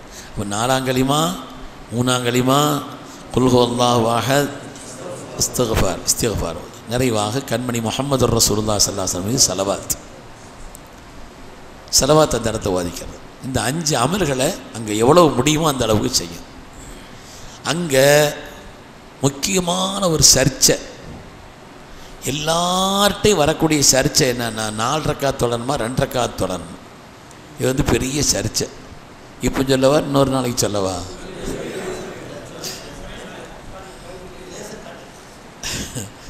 அது பெரிய சர்ச்சையாக இருக்கும். முதல் விஷயம் என்னென்னா, ஜமாத் நடத்துகிறார் ஒரு ஆள், 4 ரக்காத்து நடத்துகிறாரா, பின்னால் 4 ரக்காத் தொழுதுட்டு போயிடும். ஒரு பயணத்தில் போகிறோம், ஒரு இமாமை போய் சேர்றோம், இமாம் 4 ரக்காத் தொழுகிறாரு, நான் பயணத்தில் இருக்கிறேங்க 2 ரக்காத்தை தொழுகிறோம், இமாமோடு சேர்ந்து 4 ரக்காத். அங்கே வந்து இமாமத்தை ஒரு ஆள் செய்கிறாங்க, 4 ரக்காத் தொழுகிறாங்கன்னா ஏன் 4 ரக்காத் தொழுகிறீங்கன்னு சண்டை போட வேண்டிய அவசியம் நமக்கு இல்லை. அவரோட சேர்ந்து 4 ரக்காத் தொழுதுட்டு இருந்துட வேண்டியது. அதனால் ஒன்றும் இல்லை. அதாவது இது நான் சொல்கிறதுக்கும் கூட ஹதீஸில் இருக்குது. உஸ்மான் ரலியல்லாஹு தஆலா அன்ஹு அவர்கள் ஹலீஃபாவாக இருக்கும் பொழுது அவங்க இந்த இடத்துல 4 ரக்காத் தொழு வச்சாங்க. அந்த நேரத்தில் ஒரு சஹாபி பெருமகனார் வந்து கேட்டாங்க, நான் ஸல்லல்லாஹு அலைஹி வஸல்லமோட ஹஜ்ஜு செய்திருக்கிறேன், சித்திக நாயத்தோட ஹஜ்ஜு செய்திருக்கிறேன், உமர்தானோட ஹஜ்ஜு செய்திருக்கிறேன், அவங்களாம் 2 ரக்காத் தானே தொழு வச்சாங்க, நீங்கள் என்ன 4 ரக்காத் தொழு வைக்கிறீங்கன்னு கேட்டாங்க. அப்போ இந்த அமல் என்பது ஹஜ்ஜினுடைய அமலா, பயணத்திற்காக தொழுகையை சுருக்குவதா? பயணத்திற்காக சுருக்கிறதுன்னா அது வந்து குறிப்பிட்ட நாட்கள், அதை தாண்டி நிறைவாக தொழணும். ஹஜ்ஜுக்காகனா எத்தனை நாளானாலும் குறைச்சி தான் தொழணும். இது ஹஜ்ஜுக்காக உள்ள அமலா, குறைச்சி தொழுகிறது, பயணத்திற்காக குறைச்சி தொழுகிறார்களா? இதுதான் அங்கே உள்ள பிரச்சனை. உஸ்மான் தான் என்ன சொன்னாங்க, பயணத்திற்காக சல்லாசன் அங்கேருந்து வந்து குறைஞ்ச நாட்கள் தான் இருந்தாங்க, பயணத்தினோட இருக்கிற காரணத்தினால குறைச்சி தொழுதாங்க, அவ்வளோதான் அப்படிங்கிறது அவங்களுடைய எண்ணம். 4 ரக்காத் தொழு வச்சா அந்த சஹாபி பெருமகனார் அவங்கள்ட்ட மாறுபட்ட கருத்தில் அவங்கள்ட்ட சொன்னாங்க. ஆனாலும் அவங்க தக்பீர் கட்டி தொழுத உடனே பின்னால் தொழுதுட்டாங்க. இப்போ அவங்கள்ட்ட கேட்டாங்க, என்னங்க நீங்கள் 4 ரக்காத் அவங்கள்ட்ட தொழுவலாமா அப்படிங்கிறத நீங்கள் சர்ச்சை பண்ணினீங்க, அவங்கள்ட்ட பேசிக்கிட்டு இருந்தீங்களே, பின்னால் தொழுவுறீங்களே. ஒல் ஹிலாஃப் அஷத், இந்த இடத்துல சண்டை பிடிக்கிறதும் மாற்று கருத்து பேசுவதும் கொடுமையானது, அது செய்யக்கூடாதுன்னு சொன்னாங்க. முதல் தீர்வு, அங்கே 4 ரக்காத் ஒரு ஆள் இமாமத் செய்கிறாருன்னு சொன்னால் பின்னால் நின்று நம்ம என்ன செய்ய வேண்டியதான், தொழுதுட்டு. அதில் போய் நமக்கு ஒன்றும் பிரச்சனை இல்லை. 2 ரக்காத் தொழு வைக்கிறாங்க, அந்த சூழலில் இருக்குது, அங்கே எல்லாரும் அப்படி செய்கிறாங்க, நம்மளும் அது 2 ரக்காத் தொழுதுட்டு போயிட வேண்டியதுதான். பெரிய சர்ச்சை அங்கேயும் பண்ண வேண்டியது. நாங்கள்லாம் இப்போ நாங்கள் 2 ரக்காத் தான் தொழுவோம். எங்களுடைய நடைமுறையில் அங்கே லோஹர் அசர் சேர்த்தும் தொழுவோம், 2 ரக்காத்தாவும் தொழுவோம். பயணத்தினுடைய அந்த நிலை சுருக்கி தொழ வேண்டிய ஒரு காலத்தினுடைய நிலையில் தான் போவோங்கிற காரணத்தினால சில இடத்துல 4 ரக்காத் தொழுதாங்கன்னா தொழுதுறணும், 2 ரக்காத் தொழுதுறணும். அது பெரிய சர்ச்சைக்குரிய விஷயம் அல்ல. அதனால் அதில் போய் நம்மளே கிளப்பவோ யாராவது நம்மள்கிட்ட கிளப்புனா அது விடுங்க, அது ஒரு பெரிய விஷயம் இல்லைன்னு சொல்லிட்டாங்கன்னு விட்டுறணும் அந்த விஷயத்தை. அதனால் அதை காரணம் என்ன அந்த சர்ச்சை வந்ததுங்கிறதுக்கு இன்னும் கொஞ்சம் விலைக்கு சொல்லணும். அது ஒரு சின்ன அளவுக்குள்ள நான் சொல்லிட்டேன். பயணமா ஹஜ்ஜா, இது ஹஜ்ஜுடைய அமலா பயணத்தினால் குறைப்பா என்றால் சில பேர் பயணத்தின் அடிப்படையில் உள்ள குறைப்பு, சில பேர் ஹஜ்ஜுடைய இமாம் மாலிக் ரஹ்மத்துல்லாஹி ஹஜ்ஜுடைய அமல் தாங்கிறாங்க. அதனால் நீங்கள் எத்தனை நாள் இருந்தாலும் சரி குறைச்சி தான் தொழணுங்கிறாங்க இமாம் மாலிக் ரஹ்மத்துல்லாஹி. இப்படி பல கருத்துக்கள் அதில் இருக்குது. சரி, அங்கே போய் அந்த 5 அமலை நம்ம செய்கிறோம். அதுக்கு பிறகு நேரத்தை தொழுகையை கூட சுருக்கி சேர்த்து தொழுதுட்டு அதுக்கு அடுத்துள்ள விஷயம் என்னன்னு சொன்னால் துவா தான். அரஃபால துவா தான். சுப்ஹானல்லாஹ் குறித்து வச்சுக்கிறோம். முந்தியே என்னென்ன கேட்கணும்னு குறித்து வச்சுக்கிறோம். அங்கே போனவொடனே என்ன செய்யாது, கொஞ்சம் குறிப்பிட்டு ஓதி முடித்தோடனே எல்லாம் ஓதிட்ட மாதிரி தெரியும். அந்த நேரத்தில் நமக்கு தனிப்பட்ட முறையில் உள்ள விஷயங்கள் சின்ன சின்ன சின்ன சின்ன விஷயங்களையும் கேட்கணும். சின்ன விஷயங்களை குறித்து கூட கேட்கணும். அல்லாஹ் சந்தோஷப்படுவான், என் அடியான் என்கிட்ட கேட்குறானேன்னு சொல்லிட்டு, என் அடியான் என்கிட்ட கேட்குறானேன்னு சொல்லிட்டு அல்லாஹ் சந்தோஷப்படுவோம். சின்ன காரியமாக இருந்தாலும் கூட அதை என்ன செய்யணும், குறிப்பிட்டு கேட்கணும். பெரிய காரியங்கள் நம்மளை பொறுத்தா பெருசு சிறுசு, அல்லாவுக்கு அதெல்லாம் ஒன்றும் இல்லை. அதனால் அதை குறித்து அல்லாட்ட என்ன செய்யணும், கேட்கணும். உள்ள உரையை கேட்கணும். நம்முடைய குடும்பத்துக்காக, நண்பர்களுக்காக, தெரிந்தவர்களுக்காக யார் யார் என்ன சொன்னாங்களோ இங்கே சரின்னு சொல்லிட்டு போயிடுவோம். அங்கே போய் பொது துவா யாரெல்லாம் துவா செய்ய சொன்னாங்களோ அவங்க துவாவை கபூல் செய்யணும் ஒரு வார்த்தை சொன்னாலும் அதில் அடங்கிடும்னாலுமே கூட ஞாபகம் வருதுன்னு வைங்க, சொல்லணும். ஞாபகம் வருது, எனக்கு சாலியான ஒரு நிக்காஹ் நடக்க துவா, அந்த யா அல்லாஹ் இன்னும் ஆள் சொன்னார் ரப்பு, அவர் அங்கே இருக்கிறார், நான் துவா செய்தேன்னா அவர் துவா செய்தேன்னு நினச்சிக்கிட்டு இருக்கிறார். ஆனாலும் கூட அவர் சொன்னார் இருப்பதற்காக உன்னுடைய தர்பாரில் நான் கேட்குறேன், நீ அவருடைய துவாவை கபூல் செய். எத்தனை எத்தனை எத்தனை துவாக்களுடைய கபூலியத்தை, அரஃபாவுடைய துவாவின் கபூலியத்தை கண்கூடாக காணலாம். அதை கண்கூட அனுபவிக்கிற ஒரு இடம். இப்படிப்பட்ட பாக்கியமான இடம். பாக்கியமாக 34 வயதை தொட்ட ஒரு பெண்மணி என்னை கிட்டத்தட்ட 10-30 பேர் மாப்பிள்ளை பார்த்துட்டு போயிட்டாங்க. ஆனால் மாப்பிள்ளை அமையல ஹசரத். நான் ஒரு அமானிதமாக உங்கள்கிட்ட சொல்கிறேன்னு சொல்லி அந்த தாயும் பிள்ளையும் சொன்னாங்க, நான் அரஃபால ரப்பை எனக்கு ஒன்றும் ஒரு சக்தி எனக்கு இல்லை, நான் உன்னுடைய அடிமை. ஆனால் இந்த இடத்தினுடைய மகத்துவத்துக்காக சொல்லி விட்ருக்காங்களா இல்லையா? இந்த இடத்தினுடைய கண்ணியத்துக்காக தானே சொல்லி விட்ருக்குறாங்க. அதனால் அந்த துவாவை கபூல் செய்து இந்த இடத்தினுடைய கண்ணியத்தை அவங்களுடைய உள்ளத்தில் கூட்டுறப்ப, இடத்தினுடைய கண்ணியத்தை அவங்களுடைய உள்ளத்தில் நீ என்ன செய், அதிகப்படுத்து. நாங்கள் இருந்து ஊருக்கு திரும்புறதுக்கு முன்னால் அதனுடைய வேலைகளை ரப்பை நீ துவக்கி வச்சு ஊருக்கு அந்த நிக்காக நான் கலந்துக்கிட்டேன். அவனுடைய நிக்காக பெருமைக்கு சொல்லலை, அல்லாஹ் பெருமைக்குரியவன். அந்த இடம் அவ்வளோ மகத்துவமானது. அந்த நம்பிக்கையோட, அந்த உறுதியோட தனிப்பட்ட குடும்ப ரீதியான, சமூக ரீதியான எல்லா காரியங்களை குறித்தும் கேட்கணும். பொது காரியங்களை செய்தால் அல்லாஹ் நம்ம காரியங்களை இலகுவாக்குவோம். துன்யாவை மட்டும் கேட்கக்கூடாது, ஆகிரத்தையும் கேட்கணும். அல்லாஹ் ஹஜ்ஜினுடைய அமலை சொல்லும் பொழுது தான் சில பேர் இருக்கிறாங்க துன்யாவில் கேட்குறாங்க, ஆகிரத்தை பொருட்படுத்துறதே இல்லை. சில பேர் இருக்கிறாங்க துன்யாவை இது ரப்பனா ஆத்தினா ஃபித்துன்யா ஹசனா ஃபில் ஆகிரத்தி ஹசனா ஓகேனா அதாபன்னார் என்று கேட்கிறார்கள். அவர்களுக்கு அந்த பாக்கியம் இருக்குதுன்னு நல்லா சொல். அதனால் துன்யாவையும் கேட்கணும், ஆகிரத்தையும் கேட்கணும்.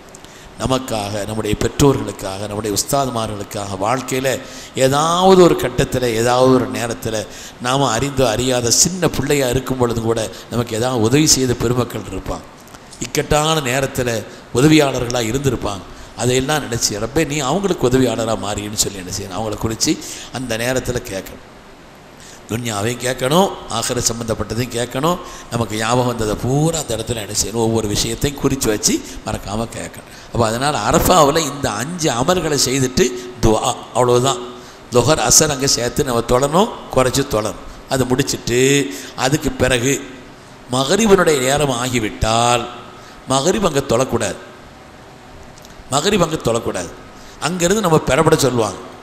அதுக்கு உண்டான பஸ் ஏற்பாடுகள் செய்து வச்சுருப்பாங்க. கொஞ்சம் முன்ன பின்ன ஆகும், ரொம்ப அவசரப்பட வேண்டியதில்லை. யாராக இருந்தாலும் சரி அரஃபாவிலிருந்து எல்லாத்தையும் தொடச்சி கொண்டு போய் முஸ்தலிஃபாவில் விட்டே தீருவாங்க. நேரம் வேணால் கொஞ்சம் முன்ன பின்ன ஆகும், ஆனால் எல்லாத்தையும் முஸ்தலிஃபாவில் கொண்டு சேர்க்கறது அவங்க பொறுப்பு. எல்லாத்தையும் என்ன செய்யணும், முஸ்தலிஃபாவில் கொண்டு போய் அவங்க சேர்த்துருவாங்க. அது அவங்க பொறுப்புங்கிறதுனால அங்கேருந்து முஸ்தலிஃபாவுக்கு வர்றோம். மகரிப் தொழக்கூடாது. எங்கே தொழக்கூடாது? பாங்கு சொன்ன வக்து வந்தாலும் சரி, அங்கே ஜமாத்தே நடக்காது அந்த பள்ளியில். அந்த அரஃபாவினுடைய மஸ்ஜிதில் வந்து நமீரா பற்றி இருக்குது லொஹரசர் மட்டும்தான் ஜமாத்து நடக்கும். ஒரு பள்ளி கட்டி 2 வக்து தான் தொழுவு நடக்கும், வேறு ஜமாத்தே நடக்காது. அங்கே மகரிபிக்கு போனாலும் கூட சில பேர் விவரம் தெரியாமல் தொழுதுட்டுருப்பாங்க, அவ்வளோதான் தவிர ஜமாத்து நடக்காது. அதனால் நீங்கள் மகரிபை இஷாவையும் சல்லாசபடத்தில் சஹாபாக்கள் கேட்குறாங்க, யாரை சொல்லலாம் மகரிபினுடைய நேரம் கிடக்குது நாயகமேன்னு சொன்னாங்க. இல்லை நீங்கள் போங்க, இன்னும் போக வேண்டிய இடம் இருக்குது போங்க அப்படின்னு அங்கே வந்து தொழுதாங்க. நானும் அனுபவிச்சிருக்கிறேன், ஹஸரத் அனுபவத்தையும் சொன்னாங்க. நாங்கள் ஒரு தடவை மகரிப் தொழுகை காலையில் 4 மணிக்கு தொழுதோம் முஸ்தலிஃபாவில். போயிட்டே போய் சேர முடியல, வண்டி டிராஃபிக்காக இருக்குது. நான் மேலே இருக்க பஸ்ஸில், நான் பஸ்ஸுக்கு மேலே உட்கார வச்சுட்டான்.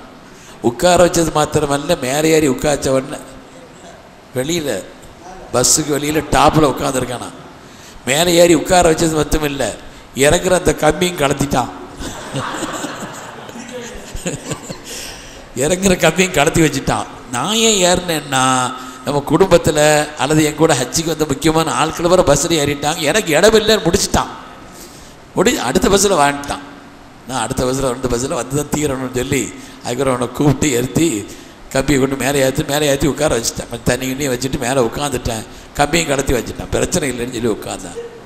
ஏன்னா கீழையாவது கொஞ்சம் உட்காரதுல சிரமம் இருக்கும், படுத்துக்கரலாம் பேசாமல் நமக்கு சொல்லிட்டு மேலே போய் உட்காந்துட்டேன். அங்கேருந்து சில கொஞ்சம் சின்ன சிரமங்கள் இருக்கத்தான் செய்யும். அந்த முஸ்தலிஃபாவுக்கு வந்துட்டோன்னு வைங்க. முஸ்தலிஃபாவுக்கு வந்த உடனே முஸ்தலிஃபாவில் செய்ய வேண்டிய அமல்கள், நீங்கள் வந்து பெரும்பாலும் பஸ்ஸில் வர பாருங்கள், நடந்து போக முயற்சிக்காதீங்க. நடந்து போகிறது இலகுதான். நல்லா நடக்க முடிஞ்சவங்க, வழி தெரிஞ்சவங்க அப்படின்னு இருந்துச்சுன்னா, வழி தெரிஞ்சவங்க கூட வந்தாங்கன்னு சொன்னால் நடந்து போனால் சீக்கிரம் போய் சேர்ந்துடலாம். ஆனால் இப்போ கொண்டு சீக்கிரமாக விட்டுடுறான், பழைய மாதிரிலாம் கிடையாது. இப்போ வந்து என்ன செய்கிறாங்கன்னா சீக்கிரமாக கொண்டு சேர்த்துட்றாங்க. முஸ்தலிஃபாவில் கொண்டு விட்டுட்டு என்ன செய்யறான், லெவல் பஸ்ஸில் இறக்கி விட்டு பஸ்ஸை கொண்டு போயிடுறான். அதனால் முஸ்தலிஃபாவில் கொண்டு சேர்க்கறதுல இப்போ கொஞ்சம் கூடுதல் கவனம் அரசாங்கம் செலுத்துது. அதனால் நம்ம முஸ்தலிஃபாவுக்கு வந்துடுறோம். முஸ்தலிஃபாவுக்கு வந்தால் அது எத்தனைங்க 9. அன்றைக்கி இதுதான். எதுக்கு 9ன்னு சொல்கிறோன்னு சொன்னால், ஒரு ஆள் அரஃபாவுக்கு மகரிப் வரல, மகரிபுக்கு பிறகு தான் அரஃபாவுக்கு வந்தார். அவருடைய அரஃபா கூடும்.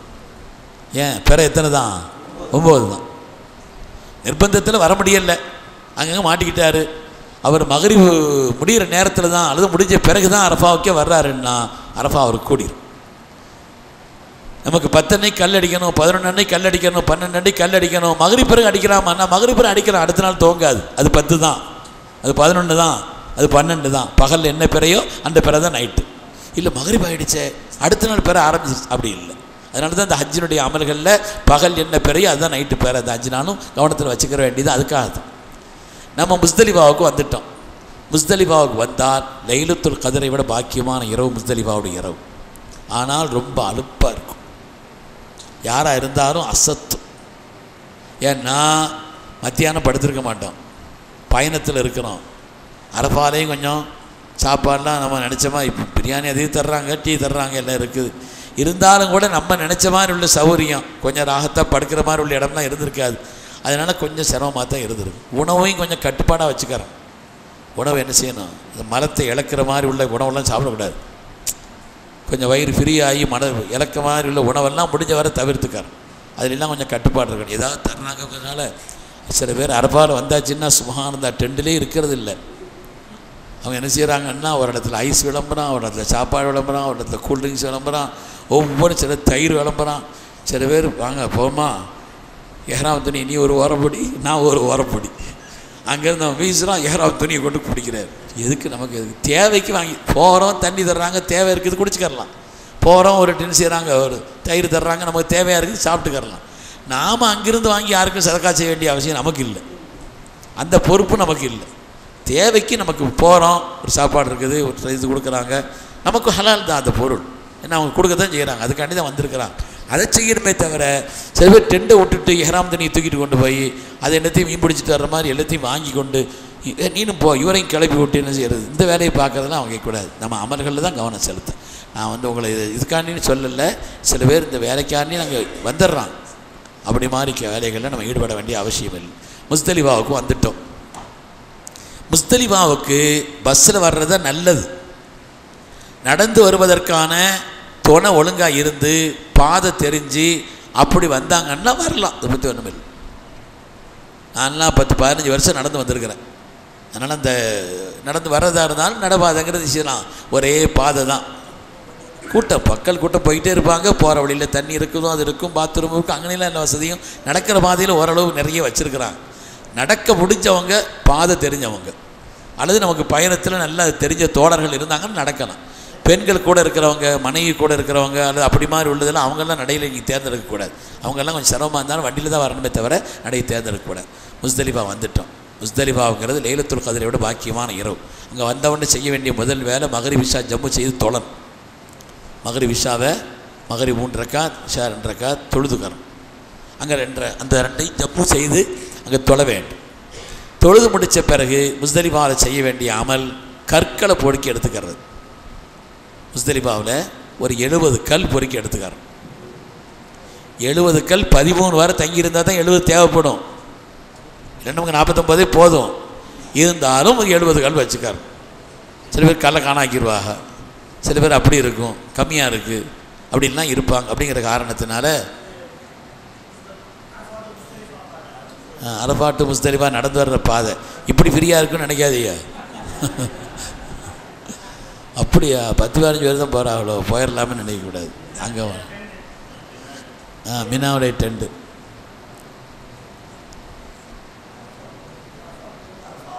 அரஃபாவில் டெண்டிலிருந்து துவா ஓதுவாங்க, வெளியில் வந்து துவா ஓதுவாங்க. பல நிலைகள் இருக்கு.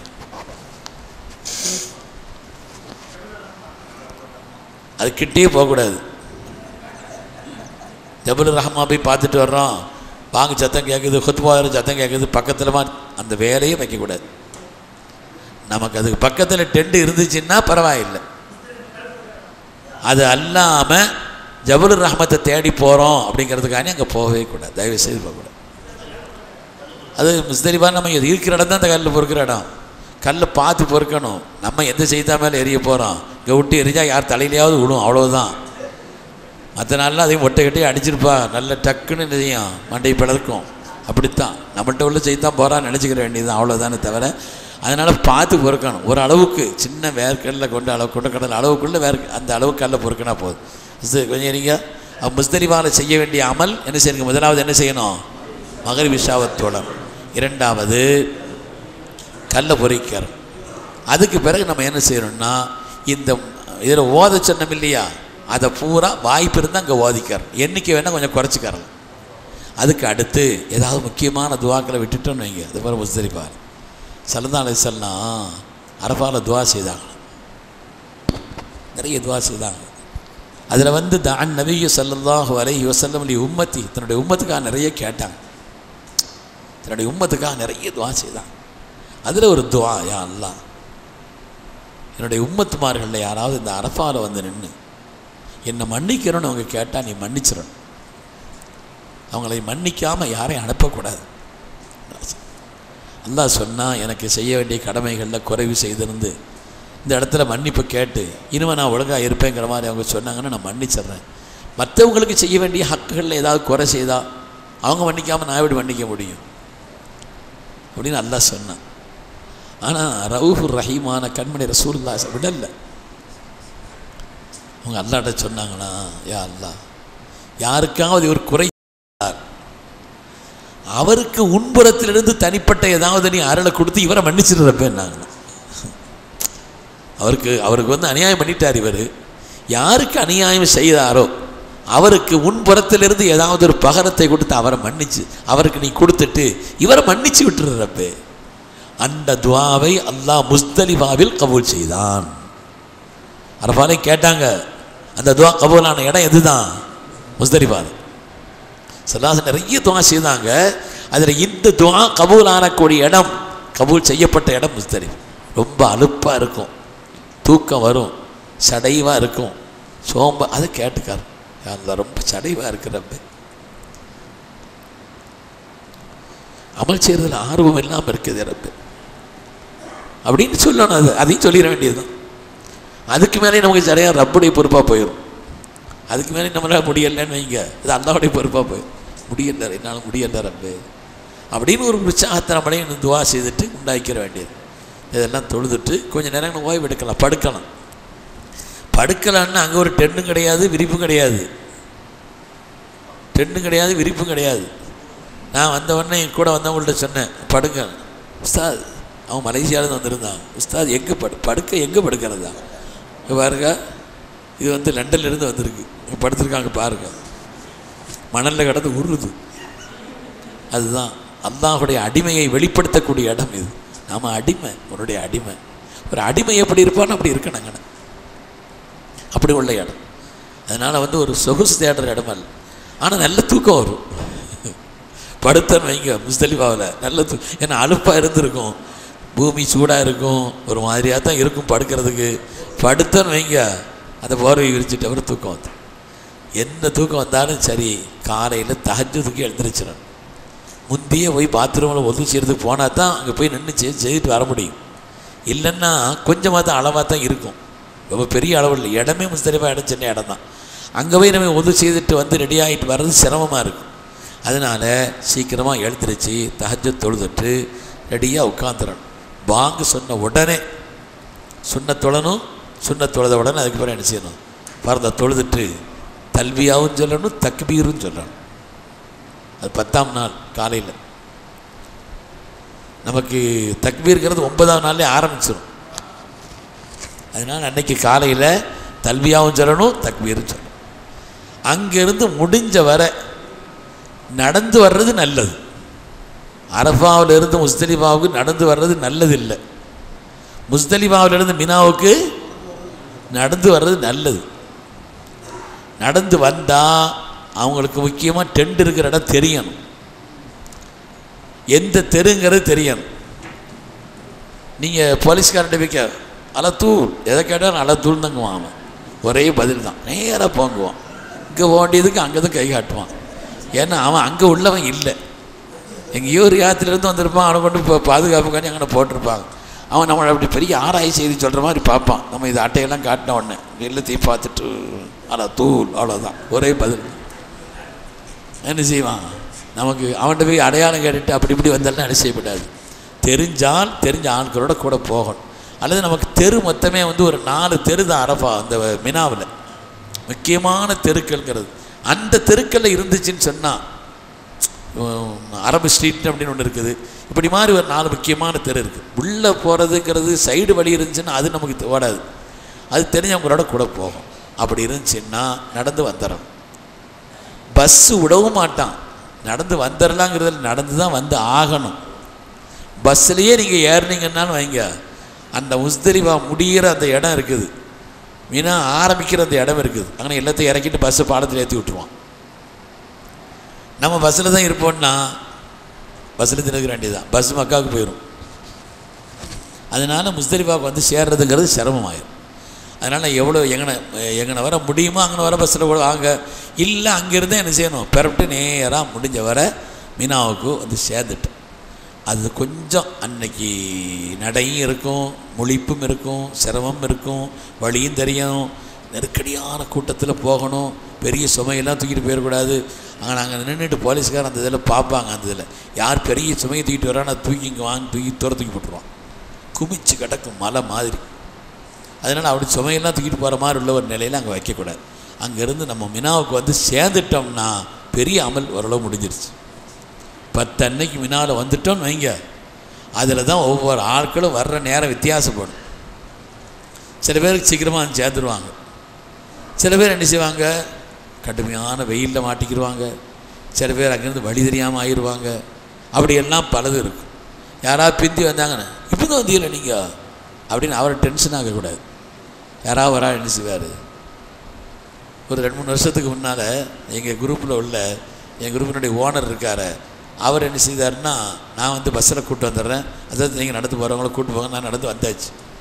அங்கேருந்து ஒரு 8 மணிக்கெல்லாம் மினாவுக்கு வந்து சேர்ந்துட்டேன், எங்கள் டென்ட்டுக்கு வந்து சேர்ந்துட்டோம் கூப்பிட்டு போனது. அவர் நடக்க முடியாத ஆட்கள் நிறைய இருக்கிறாங்க, பஸ்ஸில் வர்றேன்னு சொல்லிவிட்டு சுற்றிச்சு மக்காவை 8 தடவை தாப்பு செய்திருக்கிறார். சாயங்காலம் 7 மணிக்கு தான் வந்து சேர்ந்தார். சாயங்காலம் 6 மணிக்கு தான் வந்து சேர்ந்தார் மினாவுக்கு. இவ்வளவுக்கும் அவருக்கு 10-30 வருஷம் அனுபவம் உள்ள ஆள். அதெல்லாம் ஒன்றும் பலப்படாதுங்கிறேன். அதனால் வந்து அங்கேருந்து நடந்து எவ்வளோ சீக்கிரம் வந்து சேர முடியுமோ மினாவுக்கு வந்து சேர்ந்துட்டு மினாவுக்கு வந்தால் அன்றைக்கி எத்தனாவது நாளுங்க?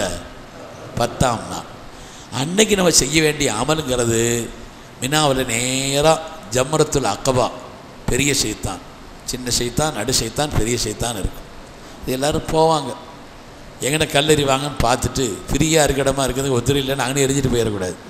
அந்த கடைசி ஷைத்தான் 10ஆம் பெரிய ஷைத்தானுக்கு மாத்திரம் ஒரு 7 கல், 7 கல்லையும் மொத்தமாக போட்டால் ஒரு கல்லுன்னு அர்த்தம். ஒவ்வொரு கல்லாக எடுத்து அடிக்கணும்.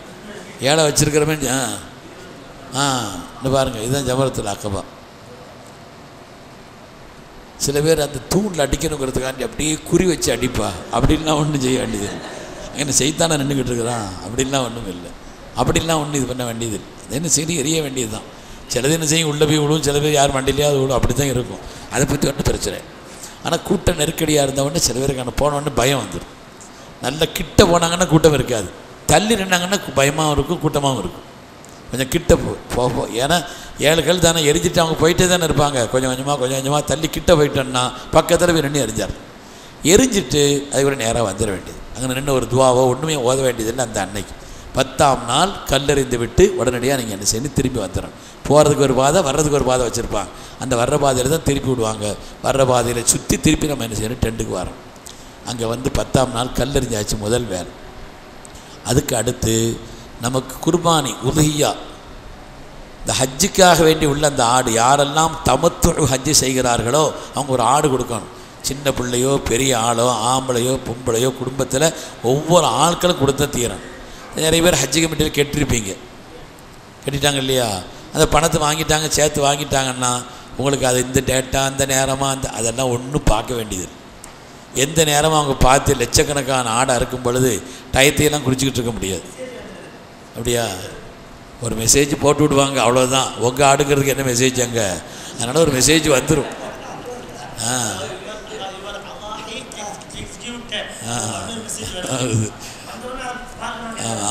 வந்துருச்சு. நம்ம கடாவை கொடுத்துட்டாங்க, நம்ம கடாவை கொடுத்தாச்சு, அவ்வளோதான். நீங்கள் பணம் கட்டிட்டீங்கன்னா அந்த வேலை முடிஞ்சு போச்சு. அல்லது நீங்கள் அந்த அர்ராஜி பேங்கில் கட்டலாம், நம்மளே போய் கட்டிக்கிறலாம், அது ஒன்றும் பிரச்சனை இல்லை. ஆனால் என்ன செய்யணும், கொடுத்துட்டா ரசீது தருவாங்க, அப்படியும் இருக்குது, அது செய்துக்கலாம். அவங்க கல்லறியணும் முதல்ல, அதுக்கு அடுத்து அறுத்து பலியிட வேண்டும். அது கெட்டிட்டாங்கன்னா அந்த பிரச்சனை முடிஞ்சு போச்சு. 3வது தலைமுடி இறக்கணும்.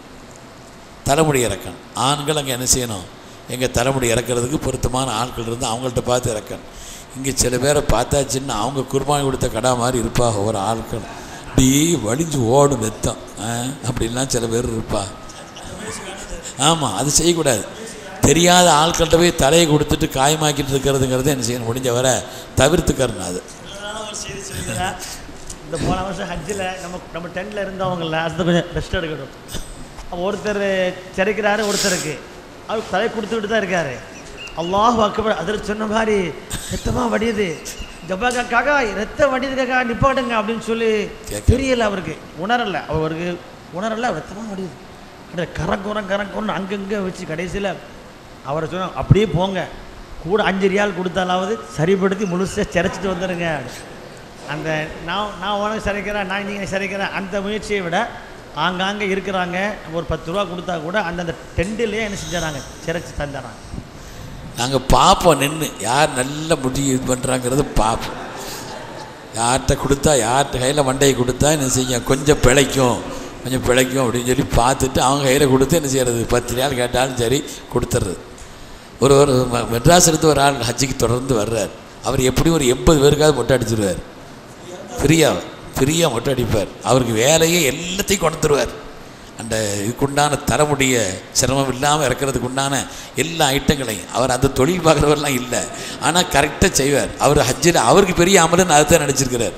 அவர் அங்கே வந்து என்ன செய்வார்னா கரெக்டாக பிசுறு இல்லாமல் மொட்டை அடித்து விடுவார். அவர் வந்தாலும் எங்களுக்கு பிரச்சனையும் இல்லை. இப்படி மாதிரி என்ன செய்யணும், கொஞ்சம் நல்ல முடிவற்ற ஆளாக பார்த்து அப்படி ஆட்கள்கிட்ட மண்டையை கொடுத்து என்ன செய்யணும், தலைமுடி இறக்கிறோன்னு எஹ்ராம கலைஞ்சிடலாம், முடிஞ்சு போச்சு.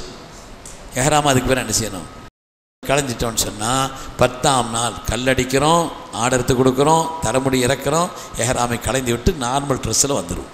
ஒரு 7 கல் மாத்திரம்தான். ஒரே ஒரு பெரிய ஜம்பரான்னு சொல்கிறோம் இல்லையா, பெரிய சைத்தான் சொல்கிறாங்க இல்லையா பழக்கத்தில், அந்த இடத்துல 7 கல் ஒவ்வொன்றையும் தனித்தனியாக எடுத்து பிஸ்மில்லாஹி அல்லாஹு அக்பர். எத்தனை மணிக்குள்ளேன்னு கேட்குறீங்களோ, அது அன்னைக்கு நைட்டுக்குள்ளே அடித்தார். நைட்டில் காலையில் 4 மணி வரை கூட நீங்கள் என்ன செய்யலாம் அடிக்கலாம். ஏன்னா அது 10ஆம் நாள் தான், அன்றைக்கி நைட்டு என்ன தான். ஆமாம், அதை ஞாபகம் வச்சுக்கார். மகரிப் ஆகிடுச்சேன்னு சொல்லி அடுத்த நாள் 11ஆம் நாள் ஆரம்பிச்சிருச்சுங்கிறது டைம் போட்டிருப்பாங்க. உங்கள் டென்ட்லேயே நீங்கள் என்ன செய்யுங்க, இத்தனை மணிக்கு போங்கன்னு வேறு சில டென்ட்டில் போட்டு கூட வச்சுருப்பாங்க. அவங்க கூட போனவங்க அவங்க கொடி பிடிச்சி கூட்டு போய் கொடி பிடிச்சே கூட்டு வந்துடுவான். அப்படி டென்ட்டு டைம் போட்ட இடத்துல நாங்கள் இந்த டைம் அப்படின்னு சொல்லும் பொழுது போய் நின்னாச்சுன்னா டென்ட் அவங்களே கூட போயிட்டு வருவாங்க. ஆனாலும் சூரியன் மறைவதற்குள்ளால் அந்த கல்லை அடித்து முடிப்பது நல்லது. போட மாட்டாங்க, மொட்டை அடிக்கும் பொழுது அவங்களே போட மாட்டாங்க, போடக்கூடாது. நீங்கள் என்ன செய்ய, எஹராம் முடி களைஞ்ச பிறகு தான் நீங்கள் நறுமணத்தை உபயோகிக்கலாமே தவிர அது எஹராமில் இருக்கும் பொழுது நறுமணம்ங்கிறது கூடாது. அதனால் தலைமுடியில் நல்ல தண்ணி தேய்ச்சிட்டு வேணால் தலைமுடி வைக்கலாமே தவிர அங்கே சோப்பு இப்பெல்லாம் போட்டுட்டு முதல்ல என்ன செய்யக்கூடாது, இது பண்ணிடக்கூடாது. போட மாட்டாங்க. அங்கே நம்மளே பார்த்தாலே தெரியும் யாருன்னு. குளித்து முடிச்ச பிறகு நல்லா என்ன செய்வாங்க, சோப்புக்கு போட்டு கழுவாங்களே தவிர போடக்கூடாது. ஹைர். அதுக்கு அடுத்து செய்ய வேண்டிய வேலை என்னன்னு சொன்னால், எஹ்ராமை களைஞ்சிட்டு நார்மல் ட்ரெஸ்ஸில் ஆகிட்டோம்னா அதுக்கு அடுத்து முக்கியமான ஒரு கடமை, அது ஃபரதான கடமை, ஹஜ்ஜினுடைய ஃபரதான கடமை. முக்கியமாக 2 தான். ஒன்று அரஃபாவில் தங்குறது, இன்னொன்று தவாஃப் செய்கிறது நாம் இல்லாத இடத்துல. அதனால் ஃபரதான தவாஃபுக்கு போகணும், மக்காவுக்கு போகணும். நம்ம டென்லேருந்து தங்கியிருப்போம், இங்கே இருந்து மக்காவில் போய் ஃபரதான தவாஃபையும் வாஜிபான சஅயையும் முடித்துவிட்டு மீண்டும் மினாவுக்கு வர வேண்டும். முடிஞ்சவரை என்ன செய்யணும், ஒரு 3ல் ஒரு பகுதி மினாவில் தங்கியிருக்கணும். அனுபவத்தை பொறுத்த வரையில் நாங்கள் எப்பவுமே 10ஆம் நாள் தவாவுக்கு போகிறது கிடையாது. என்னுடைய இதில் சொல்கிறேன், 10ஆம் நாள் போகிறது கிடையாது. ஏன்னா இருக்கிற அலுப்பெல்லாம் அப்படி அலுப்பாக இருக்கும். இப்போ சாப்பிட்டு கொட்டாய் வர்ற மாதிரி இருக்கிற அலுப்பெல்லாம் அப்படியே அலுப்பாக இருக்குமா, அதனால் அன்றைக்கி நைட்டு நாங்கள் படுத்துருவோம். கல் எறிஞ்சிட்டு வந்து மகரிப் இஷா தொழுதாச்சுன்னா சீக்கிரம் என்னத்தையா சாப்பிட்டு படுத்துறது. படுத்துட்டு அடுத்த நாள் அசருக்கு போய் கல் அடிச்சுட்டு அதுக்கு பிறகு தான் நாங்கள் என்ன செய்வோம், கொஞ்சம் நேரம் இங்கே டெண்டில் தங்கியிருக்கிறது. 3ல் ஒரு இரவாவது தங்கியிருக்கணும். 3ல் ஒரு பகுதி, 3ல் ஒரு பகுதினா ஒரு 10:30 மணி வரை, நைட்டு 10 மணி வரை தங்கிட்டு அதுக்கு பிறகு மினா விட்டு வெளியில் போகிறதுக்கே 11:30 ஆயிரும், 11:30 கிட்ட ஆயிரும். பெரும்பகுதி நேரம் மினாவில் கழிச்சிட்டோங்கிறதுனால அதுக்கு பிறகு நம்ம தவாஃபுக்கு போவோம். அங்கே போய் தவாஃபையும் சஅயையும் அனுபவத்தை சொல்கிறேன். எப்போ இருந்தே தவாஃப் செய்யலாம், 10லிருந்தே 10, 11, 12 மாலைக்குள்ளே செய்து முடிக்கிறது நல்லது. இயலாதவங்க, நோயாளிகள், சிரமப்படுறவங்க என்ன அப்படிப்பட்டவங்களாக இருந்தால் அவங்களுக்கு எப்போ வேணாலும் அதுக்கு பிறகு செய்துக்கரலாம். ஆனால் மற்றவங்க போகிறா 12ஆம் நாள் அவங்க என்ன செய்யணும், அசருக்குள்ளே செய்து முடிக்கிறது அப்படிங்கிறது நல்லது.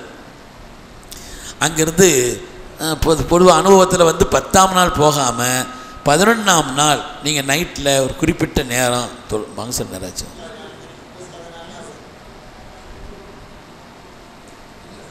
சரி, 10ஆம் நாள் யாரும் போகாமல் அன்றைக்கி நைட்டு போகாமல் அன்றைக்கி நைட்டு நம்ம மினாவில் தங்கிட்டு 11ஆம் நாள் நீங்கள் சாயங்காலம் போய் கல் அடிச்சுட்டு அதுக்கு பிறகு நீங்கள் இங்கே போய் மக்காவில் இரவில் அங்கே இருக்கிறதுல பிரச்சனை இல்லை, தங்குறது தான் தங்கிட்டோமே. அதனால் அங்கே போய் கல் நம்ம ஃபரதான தவாஃபையும் வாஜிபான சஅயையும் அந்த 11ஆம் இரவில் அங்கே செய்து முடிச்சுட்டு நம்ம ரூமுக்கு கூட போய் சாப்பாடு ஆக்கிக்கிறலாம், குளிச்சுக்கரலாம், ட்ரெஸ்ஸை மாற்றிக்கிறலாம். அப்படியும் போய் என்ன செய்கிறது. சில இடங்களில் என்ன இப்போ நீங்கள் பெரும்பாலும் ஹஜ் கமிட்டியில் தங்குறவங்க பூரா இதுதானே அசீஸா தானே. ஆமாம், ரூட்லாம் தெரிஞ்சு நமக்கு போகிறதுக்கான வாய்ப்பு இருந்துச்சு, இல்லை சேர்ந்து போகிறாங்கன்னா ரூமில் போய் என்ன செய்யலாம், சமைச்சிக்கிறலாம், ஆக்கிக்கிறலாம், வச்சுக்கிறலாம், அவ்வளோதான். எங்கே போனாலும் சரி நம்ம அடுத்த நாள் கல்லறிகிறதுக்குள்ளே இங்கே வந்துடணும். 12ஆம் நாள் 11 நைட்டில் தங்கிட்டோம் ஒரு பகுதி, அதுக்கு பிறகு தவாஃபுக்கு போகிறோம். அந்த நேரத்தில் நீங்கள் தவாஃபுக்கு ஏதாவது வண்டி கிண்டி பிடிச்சி போனீங்கன்னு வைங்க, தஹஜ்ஜுத் பாங்கு சொல்கிறதுக்குள்ளே தவாஃபையும் சஅயையும் முடிச்சிடலாம். சுபு தொழுதுட்டு கூட இங்கே வந்துடும். ஹரமில் தொழுகிறது அது நன்மையை விட மினாவில் தொழுகிறது நன்மை இந்த காலத்தில். இல்லை ஹரமில் 1 லட்சம் 1.5 லட்சம் கணக்கெல்லாம் இப்போ கிடையாது. எதை செய்ய சொன்னாங்களோ அதைத்தான் செய்யணும். அதுதான் கடமையை தவிர இல்லை நான் வந்து அப்படி இப்படின்னு சொல்லி அந்த கணக்கு போடுற அமலுங்கிறத வைக்கக்கூடாது. ஆமாம், அது சலாசையும் வந்துட்டாங்களே. வாகனம் இருக்கும். வாகனம் இருக்கிறதுல பெரும்பாலும் என்னென்னா மினாவில் வந்து 3 பாலம் இருக்குது. மினாவில் 3 பாலம் இருக்குது. கீழே ஒரு வாகனம் வராது. பாலத்தில் தான் போய் வந்து இருக்கும். நமக்கு இருக்கிறதுக்கு பக்கத்தில் உள்ள பாலம் முதலாவது கிங் ஹாலித் பாலத்துக்கு குபரின்னு சொல்லுவாங்க. முதல் பாலத்துக்கு கிங் ஹாலிது குபரின்னு பேர், 2வது பாலத்துக்கு அப்துல் அசீஸ் குபரின்னு பேர், 3வது ஒரு பாலம் இருக்குது, அப்போ உள்ள மன்னர் பேர் ஒன்று இருக்குது. இந்த 3 பாலத்தை ஒட்டி நம்ம டென்ட் இருக்குதுன்னு சொன்னால் அந்த பாலத்தில் ஏறி போயிட்டு திருப்பி அந்த பாலத்தில் வண்டி வரும். போகிறதுக்கு ஒரு ரூட், வர்றதுக்கு ஒரு ரூட், பாலத்திலே 2 இருக்கும் இல்லையா? அங்கே வந்து நீங்கள் இறங்கினா டென்ட்டுக்கு வர்றது ஈஸி. இல்லை நான் டென்ட்டுக்கு கொண்டு விடுவேன்னு சொன்னால் அது ஒரு வண்டியும் வராது. அதுக்கு அங்கே இருந்து ஏற்றி என்ன செய்கிறது, அதில் 10 ரியாலில் ஆற வைக்கும், 100 ரியால் வரை கேட்பான். அதில் என்ன செய்வாங்க, 10 ரியால்லையும் போயிட்டு வந்திருக்கிறோம், 100 ரியால்லையும் போயிருக்கிறோம். ஒரு தடவை மக்காலிருந்து மினாவுக்கு வர்றதுக்கு 200 ரியால் கொடுத்து கூட வந்தேன் ஒரு தடவை. ரொம்ப முக்கியமான கட்டம், நான் வரணும் அப்படிங்கிறதுனால வந்தேன். அதனால் அப்படியெல்லாம் இருக்கும் அந்த நாள். அது ஹஜ் செலவு, பாக்கியமான செலவு நினச்சிக்கிறோம் அந்த நேரத்தில். அதனால் அங்கே போயிட்டு திரும்பி தவாப் செய்துட்டு இங்கே வந்துட்டோம் அப்படின்னு சொன்னால் நிறைய பேர் என்ன செய்கிறாங்கன்னா 12ஆம் நாள் கல் எரிஞ்சிட்டு அப்படியே போய் தவாப்பையும் செய்துட்டு வீட்டுக்கு போயிடுவோம் அப்படின்னு பையெல்லாம் தூக்கிட்டு போகிறாங்க. அப்படின்னு செய்கிறாங்க, போகிறாங்க. ஆனால் சரியான கூட்டத்தில் மாட்டிக்கிறாங்க. அந்த கூட்டம் பெரிய கூட்டம் போகுது. இந்த 12ஆம் நாள் மினாவில் தங்கிறது 12ஆம் நாளோட தங்கி முடிச்சுக்கரலாம். அது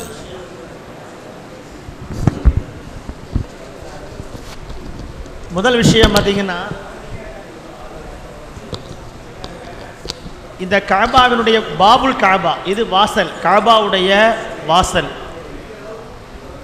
கோல்டு கதவுன்னு சொல்கிறாங்கல்ல, தங்க கதவு, பாபுல் காபா. 4 மூலைகள் இருக்குது, 4 மூலைகள். இது ஹஜ்ருல் அஸ்வத்.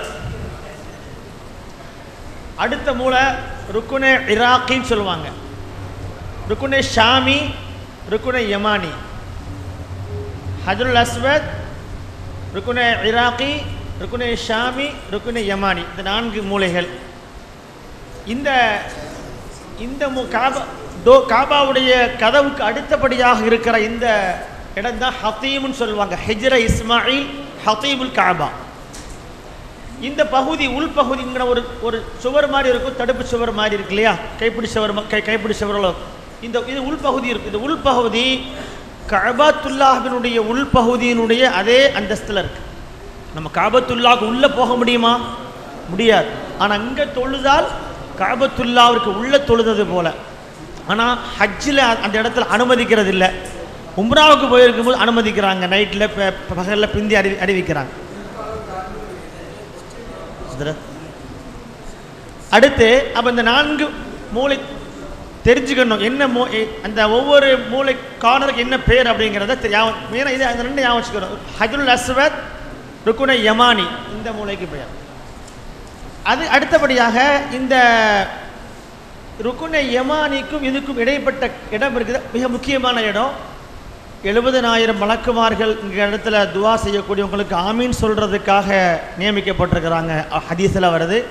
இந்த பகுதியில் தவாஃபில் நம்ம எதையும் ஓதலான்னு சொன்னோம் இல்லையா, இந்த பகுதியில் மட்டும் என்ன துவா ஓதணும்? ரப்பனா ஆத்தினா ஃபித் துனியா. ஓகே, அதில் காபத்துல்லாஹ்வினுடைய மிக முக்கியமான இடங்களில் மகாம் இப்ராஹிம். மகாம் இப்ராஹிமில் நம்ம ஒன்றும் வேலை இல்லை, தொடுறதுக்கோ முத்தம் போடுறதுக்கோ வேலை இல்லை, அதை பார்க்கறது, அங்கே நின்று தொழுகிறதா இடம் இருந்தால் தான். இதில் காபத்துல்லாஹ்வில் மிக முக்கியமான இடத்துல என்னென்னா, இந்த காபத்துல்லாவுடைய வாசல் இந்த பாபுல் காபாவிற்கும் ஹஜ்ருல் அஸ்வத் இது 2க்கும் இடைப்பட்ட இந்த பகுதி இருக்கு இல்லையா, போலீஸ்காரன் நிற்பார் அந்த பகுதியில், அந்த இடம் தான் முல்தசம். முல்தசம் அப்படிங்கிறது, முல்தசம்னு சொன்னாலே பற்றி பிடித்து கொள்ள வேண்டிய இடம், கட்டி பிடித்து கொள்ள வேண்டிய, பற்றி கொள்ள வேண்டிய இடம்னு அர்த்தம். அந்த இடத்துல பார்த்தீங்கன்னா, அந்த இடத்துல உள்ள அமல் என்னன்னு கேட்டால், நம்முடைய நெஞ்சையும் வலது கன்னத்தையும் அந்த சுவத்தோ காபத்துல்லாவுடைய அந்த அந்த முல்தசமோட அந்த பகுதியோட சேர்த்து வச்சு துவா செய்கிறதா. பெண்கள் அங்கே வரமாட்டா வந்து நிற்பாங்க. இந்த இடத்துல பார்த்தீங்கன்னா இது ரொம்ப அது சொல்லுவாங்க துவாவுடைய இடம், மக்பூலாகக்கூடிய மிக முக்கியமான ஒரு இடம். அங்கே கிடைக்காத பட்சத்தில் அதுக்கு பக்கத்தில் நின்னா நம்ம நிறைய துவா செய்யக்கூடிய இடமா இருக்கும். சொல்லுங்க, இதுக்கு பேர் இந்த மீசாப்.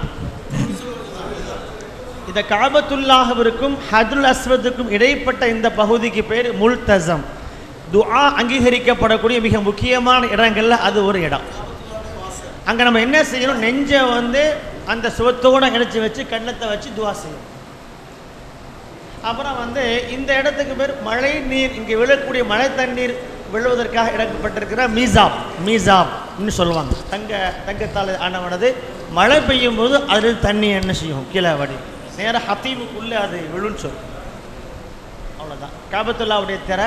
இந்த இடத்துல காபத்துல்லாவுடைய பாபுல் காபாவுக்கு கீழே ஒரு டைல்ஸ் பதிச்சிருப்பாங்க, கல்பார் பதிச்சிருப்பாங்க. முசல்லா ஜிப்ரீல் சொல்கிறாங்க.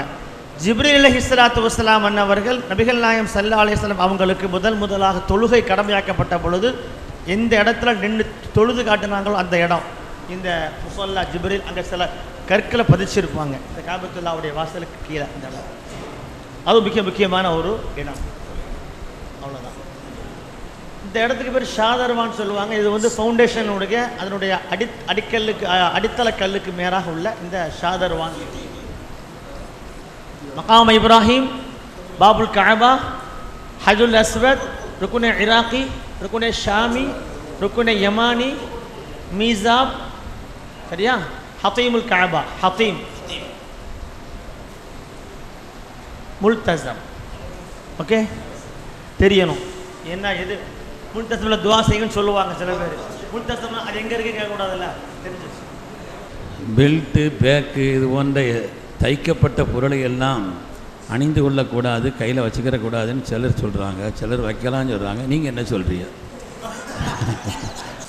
நான் சொல்லிட்டேன், துணியில் தான் தையல் இருக்கக்கூடாது, ஆண்களுக்கு தான். பெண்களுக்கு அந்த சட்டமே கிடையாது. முதல் விஷயம் இது பெண்கள் பகுதியிலிருந்து வந்த கேள்வி. ரெண்டாவது, பெண்களுக்கு வந்து தையலுள்ள ஆடை அணிகிறது தடையெல்லாம் கிடையாது, அவங்க தாராளமாக அணிஞ்சிக்கிறலாம். ஆண்களை பொறுத்தவரையில் தையலுள்ள ஆடை கூடாது. பெல்ட்டு, வாட்சு, செருப்பு, அது மாதிரி கூட ஏதாவது தூக்கிட்டு போகிறோம், தலையில் கூட வைக்கிறோம், இதிலெல்லாம் வந்து தையல் இருந்துச்சுன்னா அதனால் பிரச்சனை வச்சுக்கலாம். அதாவது எஹ்ராம் துணிங்கிறது வெண்மையாக இருக்கிறதுங்கிறது சுன்னத்தானது தான். சில பேர் நம்ம எஹ்ராமில் இருக்கிற என்ன செய்கிறோம், ஒரு கலர் வேஷ்டியை மூட்டாமல் வச்சுருக்கிறோன்னு சொன்னால் நைட்டில் படுக்கிறோம், அதை உடுத்துட்டு படுத்துக்கரலாம், குளிக்கிறோம், அதை உடுத்து குளிச்சுக்கரலாம். எஹ்ராமுடைய ட்ரெஸ் தானே அது. நம்ம வந்து என்ன செய்கிறோம், தேவைக்கு வச்சுக்கரலாம். அதனால் மூட்டாத அந்த வேஷ்டி, தைக்காத வேஷ்டி இருந்துச்சுன்னா அது ஒன்று ஆண்கள் வச்சுக்கிறதுங்கிறது ரொம்ப தேவைப்படும். அந்த நேரத்தை வச்சுக்கிட்டால் அது வகையில் நல்லது. பெண்கள் உம்ரா முடிந்தவுடன் முடி வெட்டுவது நமக்கு நாமளே வெட்டிக்கலாம், தாராளமாக வெட்டிக்கிறலாம். புனிதமான அந்த இடங்களில் இமாம் 4 ரக்காத் தொழுகிறாரா 2 ரக்காத் தொழுகி எனக்கு தெரியலை, நான் எப்படி நியத்து வைக்கிறதுன்னு கேட்குறா. அது தெரிஞ்சுக்கிறணும், முதல்லையே தெரிஞ்சுக்கிறணும். மாதவிடாய் இருந்தால் அந்த ஹஜ்ஜினுடைய நாட்களில் மாதவிடாய் இருந்தால் எப்போ மாதவிடாய் முடியுதோ அது எவ்வளோ நாள் கழிஞ்சாலும் சரி. ஒருவேளை உங்களுக்கு உடனடியாக மதீனா போக வேண்டிய வேலை இருந்துச்சுன்னா மதீனா கூட நீங்கள் போயிடுங்க. போயிட்டு நீங்கள் அதுக்கு பிறகு இந்த இதை வச்சுட்டு வந்துடலாம். மாலிம்கிட்ட சொல்லிவிட்டு இந்த காரணத்தை சொன்னாங்கன்னா மாலிம்கிட்ட சொல்லிவிட்டு மக்காவுக்கு வந்து இப்போனா ட்ரெயின் வந்துருச்சு, அதனால் வந்துட்டு உடனே தவாப் செய்துட்டு கூட போகலாம். அதனால் மாதவிடாய் எப்போ முடியுதோ முடிஞ்ச பிறகு தான் தவாப் செய்யணும். அது மாத்திரையெல்லாம் போட வேண்டியதில்லை. ஆமாம், ஃபர்தான தவாப் சியாரா இஃபாதான்னு சொல்கிறாங்க இல்லையா. மாத்திரை சாப்பிட்டு தள்ளி போட வைக்கலாமான்னு கேட்குறாங்க. வேண்டியதில்லை. மார்க்கம் நமக்கு அனுமதித்த ஒரு காரியம் தானே தவிர நாம் அதில் வந்து நாமளாக ஒரு நிர்பந்தத்தை மாத்திரையை போட்டு பலருக்கு வியாதிகள் வந்துடுது, அதனால் பல்வேறு இடைஞ்சல்கள் வருது. சில பேர் மாத்திரை போட்டுட்டு அதுக்கு பிறகு நாளில் முன்ன பின்ன ஆகிடுது, அதுக்கு பிறகு ரொம்ப சிரமமாகிடுது. அதனால் அதை கொஞ்சம் கவனிச்சுக்கணும். உம்ராவுடைய தவாஃபில் ஒது ஃபரது.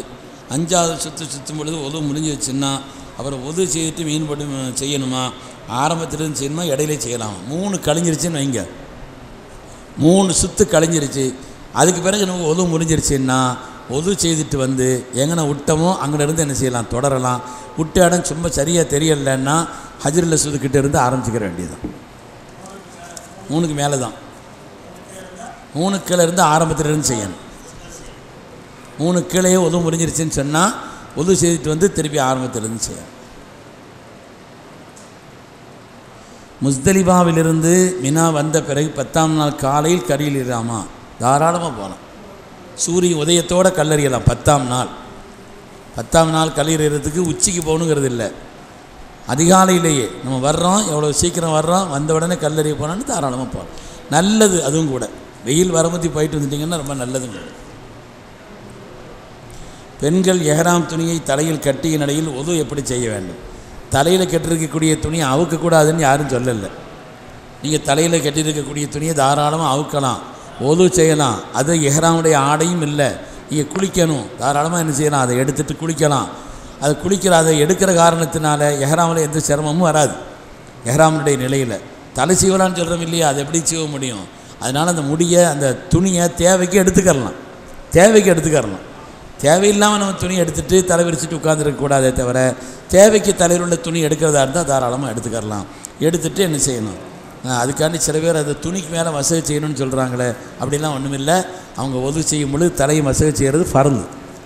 ஹஜ்ஜில் எஹ்ராம் கட்டுகின்ற நேரத்தில் காய்ச்சலாக இருந்தால் ஒது போதும்னு சொன்னோம், குளிக்க வேண்டியதில்லை. காய்ச்சல் மாதிரி இருந்துச்சுன்னா அல்லாஹ் ஆஃபியத்தை தரட்டும். அப்படி எதாவது இருந்துச்சுன்னா ஒது செய்துக்கிட்டால் போதுமான. 70 கற்களில் 10ஆம் நாள் பெரிய சைத்தானுக்கு 7கள், 11ஆம் நாள் சிறிய சைத்தானுக்கு 7கள், 12ஆம் நாள் 2 சைத்தானுக்கு 7கள். மீதி கல்லையெல்லாம் என்ன செய்யணும்? அதாவது 10ஆம் நாள் 7 கல், 11, 12, 21 கல், 7, 7, 7, 49.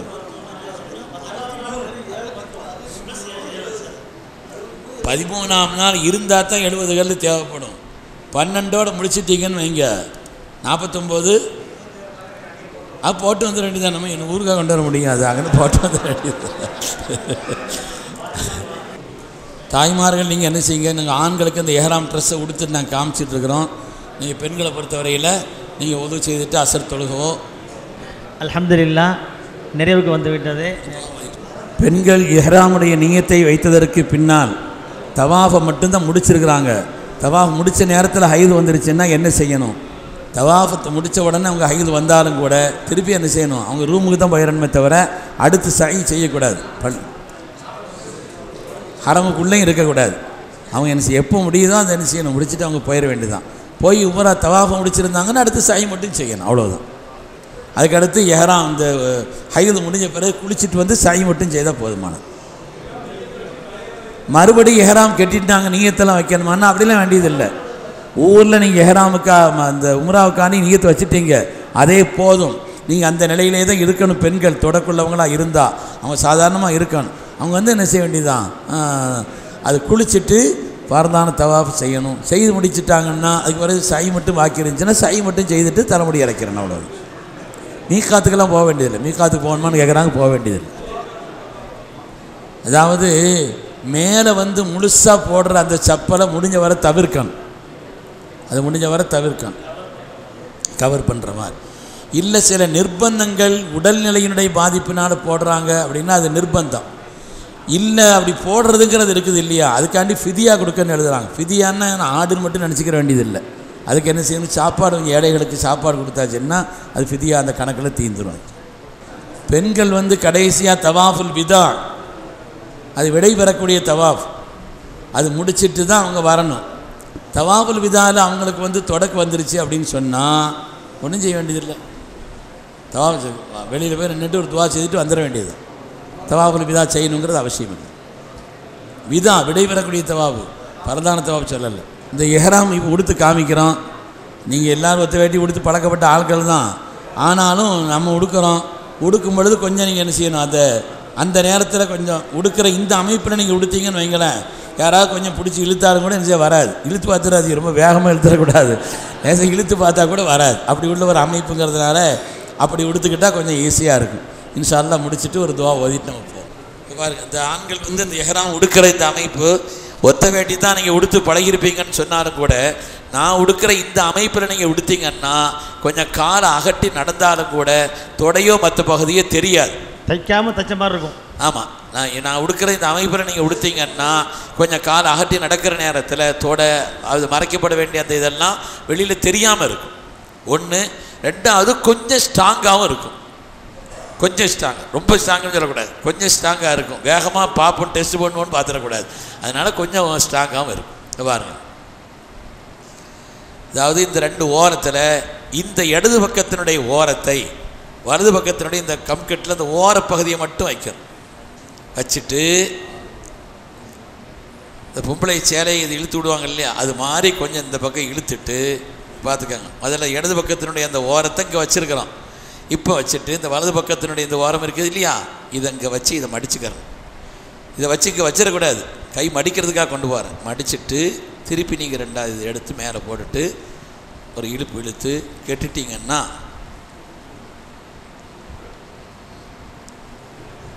அப்படி கெட்டுட்டிங்கன்னா மசூது இழுத்து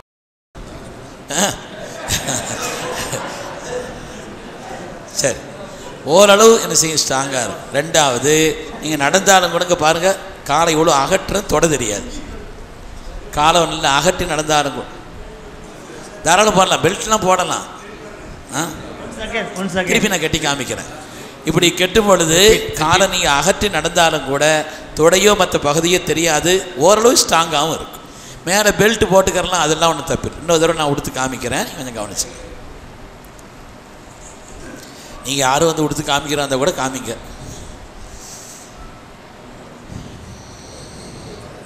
வயிறு உள்ளே கிடக்குதோ.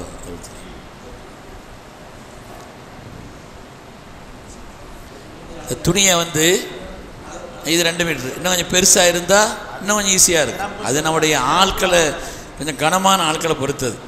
கனமாக இருந்தால் கொஞ்சம் பெருசாக வச்சுக்கலாம். இந்த இடது பக்கத்தினுடைய இந்த ஓரத்தை, இடது பக்கத்தினுடைய இந்த ஓரத்தை வலது பக்கத்தினுடைய இந்த மூலையில் கம்கட்டு வச்சிடணும். வச்சுட்டு அதுக்கு பிறகு இதை கொஞ்சம் இழுத்து விடணும், நெவுத்து விடணும். இதை கொஞ்சம் அப்படி நெவுத்து விடணும். நெவுத்து விட்டு இந்த ஓரத்து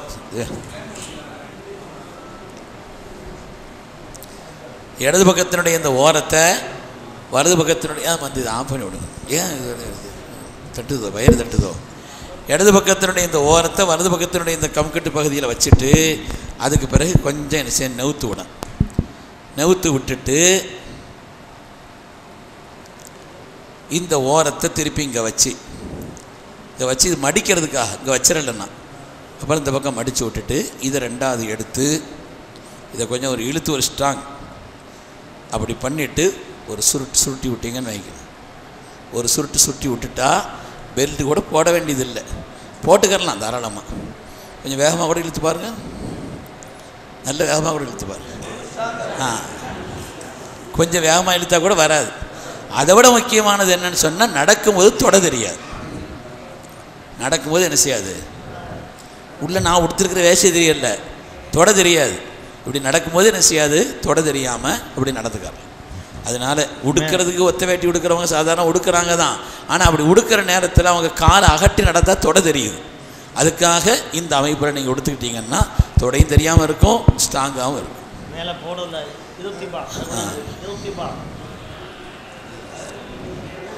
மேலே போடுறதுங்கிறது இருக்குது இல்லையா, எல்லா நேரத்துலையும் என்ன செய்யணும்னு சொன்னால் நீங்கள் முழுசாக மூடிக்கிற மாதிரி தான் போடணும். முழுசாக இப்படி மூடிக்கிற மாதிரி தான் என்ன செய்யணும், அப்படி போடணும். அப்படி இந்த ஓரத்தை வந்து கொஞ்சம் என்ன செய்யணும், இங்கே சொறி வச்சுக்கிறோம். அடிக்கடி வந்து கலையிற மாதிரி உள்ள சொறி வச்சுட்டு என்ன செய்யலாம், அப்படி நீங்கள் மேலே போட்டுக்கரலாம். ஆனால் அந்த எஹ்ராமில் மட்டும் முதல் தவாஃபில் மட்டும் 7 சுத்தலையும் வலது தோல் பஞ்சம் வெளியில் தெரிகிற மாதிரி இப்படி போட்டுக்கிறோம். அது 7 சுத்தலையும் போடணும், வலது தோல் பஞ்சம் தெரிகிற மாதிரி ஆண்கள் அப்படி போட்டுக்கிறோம். ஹஜ்ஜிக்கு போகிறாங்க, அங்கே ஆடு கொடுக்குறாங்க, இங்கேயும் ஆடு கொடுக்கணுமா. குடும்பத்தினுடைய பொறுப்பாளர் அங்கே போயிருந்தாங்கன்னு நினச்சா ஊரில் அவங்களுக்கு ஆடு கொடுக்கணுங்கிறது சட்டம் இல்லை. குடும்பத்தினுடைய பொறுப்பாளர், குடும்பத்தினுடைய தலைவர் அவர் அங்கே போயிருக்கிறார் ஹஜ்ஜிக்குன்னு சொன்னால் அவங்க வந்து ஹஜ்ஜினுடைய கடமையில் இருக்கிறதுனால அந்த ஆடு தான் அவங்களுக்கு தமத்துவங்கிற ரீதியில் கடமையை தவிர ஊரில் கடமை இல்லை. கொடுக்குறாங்க, கொடுத்து பழக்கம் இருக்குது, கொடுக்கலாமான்னு கொடுக்கலாம். இது இது இது வந்து ஹஜ்ஜை விட்டு அப்பாற்பட்ட ஒரு கேள்வி. ட்ராவல்ஸில் போகிறவங்களுக்கெல்லாம் அந்த 50,000 பேருக்கு என்னப்போ கொஞ்சம் இடைஞ்சல் வர்ற மாதிரி பத்திரிக்கையில் அது இது வந்திருக்குது. அது ட்ராவல்ஸ்காரங்க ஈடுபட்டு தான் அந்த காரியத்தை சரி பண்ணணும். மத்திய அரசாங்கம் கொடுக்கக்கூடிய நெருக்கடியில் அது ஒரு நெருக்கடி. அதை ஒட்டிக்கங்க. நீங்கள் என்ன செய்யணும், ஹஜ்ஜினுடைய அந்த நம்பர் இதை போட்டுட்டு நீங்கள் ஒரு அட்ரஸ் போட்டு அது நம்ம வசதிக்கு நம்ம கண்டுபிடிக்கணும். நம்ம பெட்டி அவ்வளவுதான். துவா ஓதிட்டு போயிடும். நிறைவாக அஸ்ஸலாமு அலைக்கும் வரஹ்மத்துல்லாஹி வபரகாத்து. அல்ஹம்துலில்லாஹ், காலையிலேருந்து இவ்வளோ நேரம் வரையிலும் நெல்லை மாவட்ட ஜமாத்துல் உலமா சபையின் சார்பாக நடைபெற்ற ஹஜ்ஜு உம்ரா ஜியாராவுடைய வழிகாட்டி வகுப்புகளை கலந்து கொண்ட உங்கள் அத்தனை பேருக்கும் ஜமாத்துலமா சபையின் சார்பாக மனமார்ந்த நன்றி தெரிவித்துக் கொள்வோம். அதிலும் குறிப்பாக இந்த பள்ளியில் இடம் கொடுத்த, அதான் இன்றைக்கி காலையில் ஒரு ஆள்கிட்ட சொன்னேன் ஹஜ் உம்ரா கூட்டம் இருக்குன்னு, அவன் லைன் பள்ளியான்னு கேட்டாங்க. ஏன்னா அந்தளவுக்கு லைன் பள்ளி முடிவாயிடுச்சு ஹஜ் உம்ரா. அல்ஹம்துலில்லாஹ் அதுக்கு அனுமதி கொடுத்த லைன் பள்ளியுடைய மிலிட்டரி லைன் பள்ளியுடைய நிர்வாகம், இமாம்கள், முஅத்தின்கள், குறிப்பாக இந்த இளைஞரடி சமுதாயம், இளைஞரடி தோழர்கள் அருமையாக வேலை செஞ்சாங்க. அவர்களுக்கும் மற்ற யாரெல்லாம் இதற்கு உதவி செஞ்ச உணவு ஏற்பாடு மற்ற யாரெல்லாம் யாரை செஞ்சால் எல்லோருக்கும் மாவட்ட ஜமாத்துல் சபை சார்பாக மனமார்ந்த நன்றி தெரிவித்துக் கொள்கிறோம். ஜஸாக்குமுல்லாஹ். இன்ஷா அல்லாஹ் இந்த ஜமாத்துள்ள எல்லோருக்காக வேண்டியும் இப்போ ஹஜ்ஜுக்கு போகக்கூடியவங்க இந்த நிர்வாகத்தில் உள்ள இந்த ஜமாத்துள்ள எல்லோருக்கான துவா செய்யுங்க.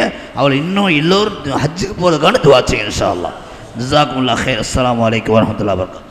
அறிவிப்பு இன்ஷா அல்லாஹ் வருகிற மே மாதம் 3ஆம் தேதி மேலப்பாளையம் மஜ்லிஸுல் உலமா சார்பாக மேலப்பாளையம் வடக்கு ஆதி முஹிதீன் ஜும்மா பள்ளி வாசல் வைத்து, மேலப்பாளையத்தில் ஞானியாரப்பா பெரிய தெருவில் இருக்கிற வடக்கு ஆதி முஹிதீன் ஜும்மா பள்ளி வாசல் வைத்து மஜ்லிஸுல் உலமாவின் சார்பாக, உலமா சபையின் சார்பாக ஹஜ்ஜி விலக கூட்டம் நடைபெறுகிறது இன்ஷா அல்லாஹ். அதிலும் ஹஜா ஹஸ்ரத் அவருக்கு காலையில் 9 மணி அளவில் தொடங்கி இன்ஷா அல்லாஹ் மதிய உணவு ஏற்பாடு செய்யப்பட்டிருக்கிறது. அதிலும் ஹாஜிகள் வந்து கலந்து சிறப்பிக்குமாறு அன்போடு வேண்டிக் கொள்கிறோம். மே மாதம் 3ஆம் தேதி இன்ஷா அல்லாஹ். பிஸ்மில்லாஹிர் ரஹ்மானிர் ரஹீம். அல்ஹம்துலில்லாஹி ரப்பில் ஆலமீன். حمدا يوافي نعمه ويكافي مزيدا وعفونا يا كريم يا رحيم يا الله. اللهم صل وسلم على رسولك سيدنا حبيبنا مولانا محمد وعلى آل سيدنا وشفيعنا مولانا محمد وبارك وسلم عليه. اللهم اغفر لنا ذنوبنا وخطايانا كلها يا رب العالمين. கருணையும் இரக்கமுள்ள ரஹ்மானே, எங்கள் எல்லோருடைய ஹஜ்ஜையும் ரப்பே நீ கபூல் செய்தருள்வாயா. ஹஜ்ஜினுடைய பயணங்கள், ஹஜ்ஜு தொடர்பான நல்ல அமல்கள் எல்லாவற்றிலும் உன்புறத்திலிருந்து எங்களுக்கு நல்வழியை ஏற்படுத்தி தந்து அந்த காரியங்கள் அனைத்தையும் எங்களுக்கு ரப்பே நீ லேசாக்கி அருள்வாயாக. ரப்பே சாலிஹீன்களும் அருளாளர்களும் நன்மக்களும் வலிமார்களும் எத்தகைய ஹஜ்ஜை செய்தார்களோ அப்படிப்பட்ட ஹஜ்ஜாக எங்களுடைய ஹஜ்ஜை நீ ஆக்கி அருளுரியாயாக. எங்களோடு உடன் வரக்கூடியவர்களுக்கு நாங்கள் நல்ல தோழர்களாகவும், எங்களுடைய மற்றவர்களுக்கு எங்களுக்கும் அவர்கள் நல்ல தோழர்களாகவும் ஆகியிருந்து ஒருவர் மற்றவருக்கு உதவியோடு அந்த இடத்திலே நல்ல அமல்களை செய்வதற்கு ரப்பே உன் புறத்திலிருந்து பேரொருளை தந்து உருவாயாக. எந்த விதமான தவறான ஒரு நிலையிலோ ரப்பே ஹஜ்ஜினுடைய காரியங்களுக்கு இடைஞ்சல் வரக்கூடிய காரியங்களை செய்து விடாமல் எங்களை நீ பாதுகாத்தருள்வாயாக. அல்லாஹ்வே, எங்களுடைய ஒவ்வொரு காரியத்திலும் நீயே எங்களுக்கு ஆசானாக இருந்து நல்வழியை காட்டி தந்தருள் புரிவாயாக. எங்கள் உயிரினம் மேலான கண்மணி முஹம்மது ரசூலுல்லாஹி ஸல்லல்லாஹு அலைஹி உடைய பாக்கியம் நிறைந்த ஜியாரத்தையும் அல்லாஹ்வே முழுமையான மஹப்பத்தோடு செய்வதற்கு எங்களுக்கு நசீவை தந்தருள் புரிவாயா. உங்களுடைய துஆக்கள் அனைத்தையும் ரப்பே நீ கபூல் செய்வாயாக. யா அல்லாஹ், சிறப்பான இந்த ஏற்பாடுகளை செய்தவர்களுக்கு உன்புறத்திலிருந்து ரப்பே நீ சிறந்த பகரத்தையும் நல் உதவியையும் அல்லாஹ்வே நீ வழங்கி அருள் புரிவாயா. ஸல்லல்லாஹு வஸல்லம் அலா சய்யிதினா முஹம்மதின் வ அலா ஆலிஹி வ அஸ்ஹாபிஹி அஜ்மஈன். ஆமீன். சுப்ஹான ரப்பிக ரப்பில் இஸ்ஸத்தி அம்மா யசிஃபூன் வ ஸலாமுன் அலல் முர்ஸலீன் வல்ஹம்துலில்லாஹி ரப்பில் ஆலமீன். ஸல்லல்லாஹு அலா முஹம்மது ஸல்லல்லாஹு அலைஹி வஸல்லம். ஸல்லல்லாஹு அலா முஹம்மது ஸல்லல்லாஹு அலைஹி வஸல்லம். ஸல்லல்லாஹு அலா முஹம்மது யா சுப்ஹானல்லாஹி வ பிஹம்திஹி சுப்ஹானக்கல்லாஹு வ பிஹம்திக். ஷஹது.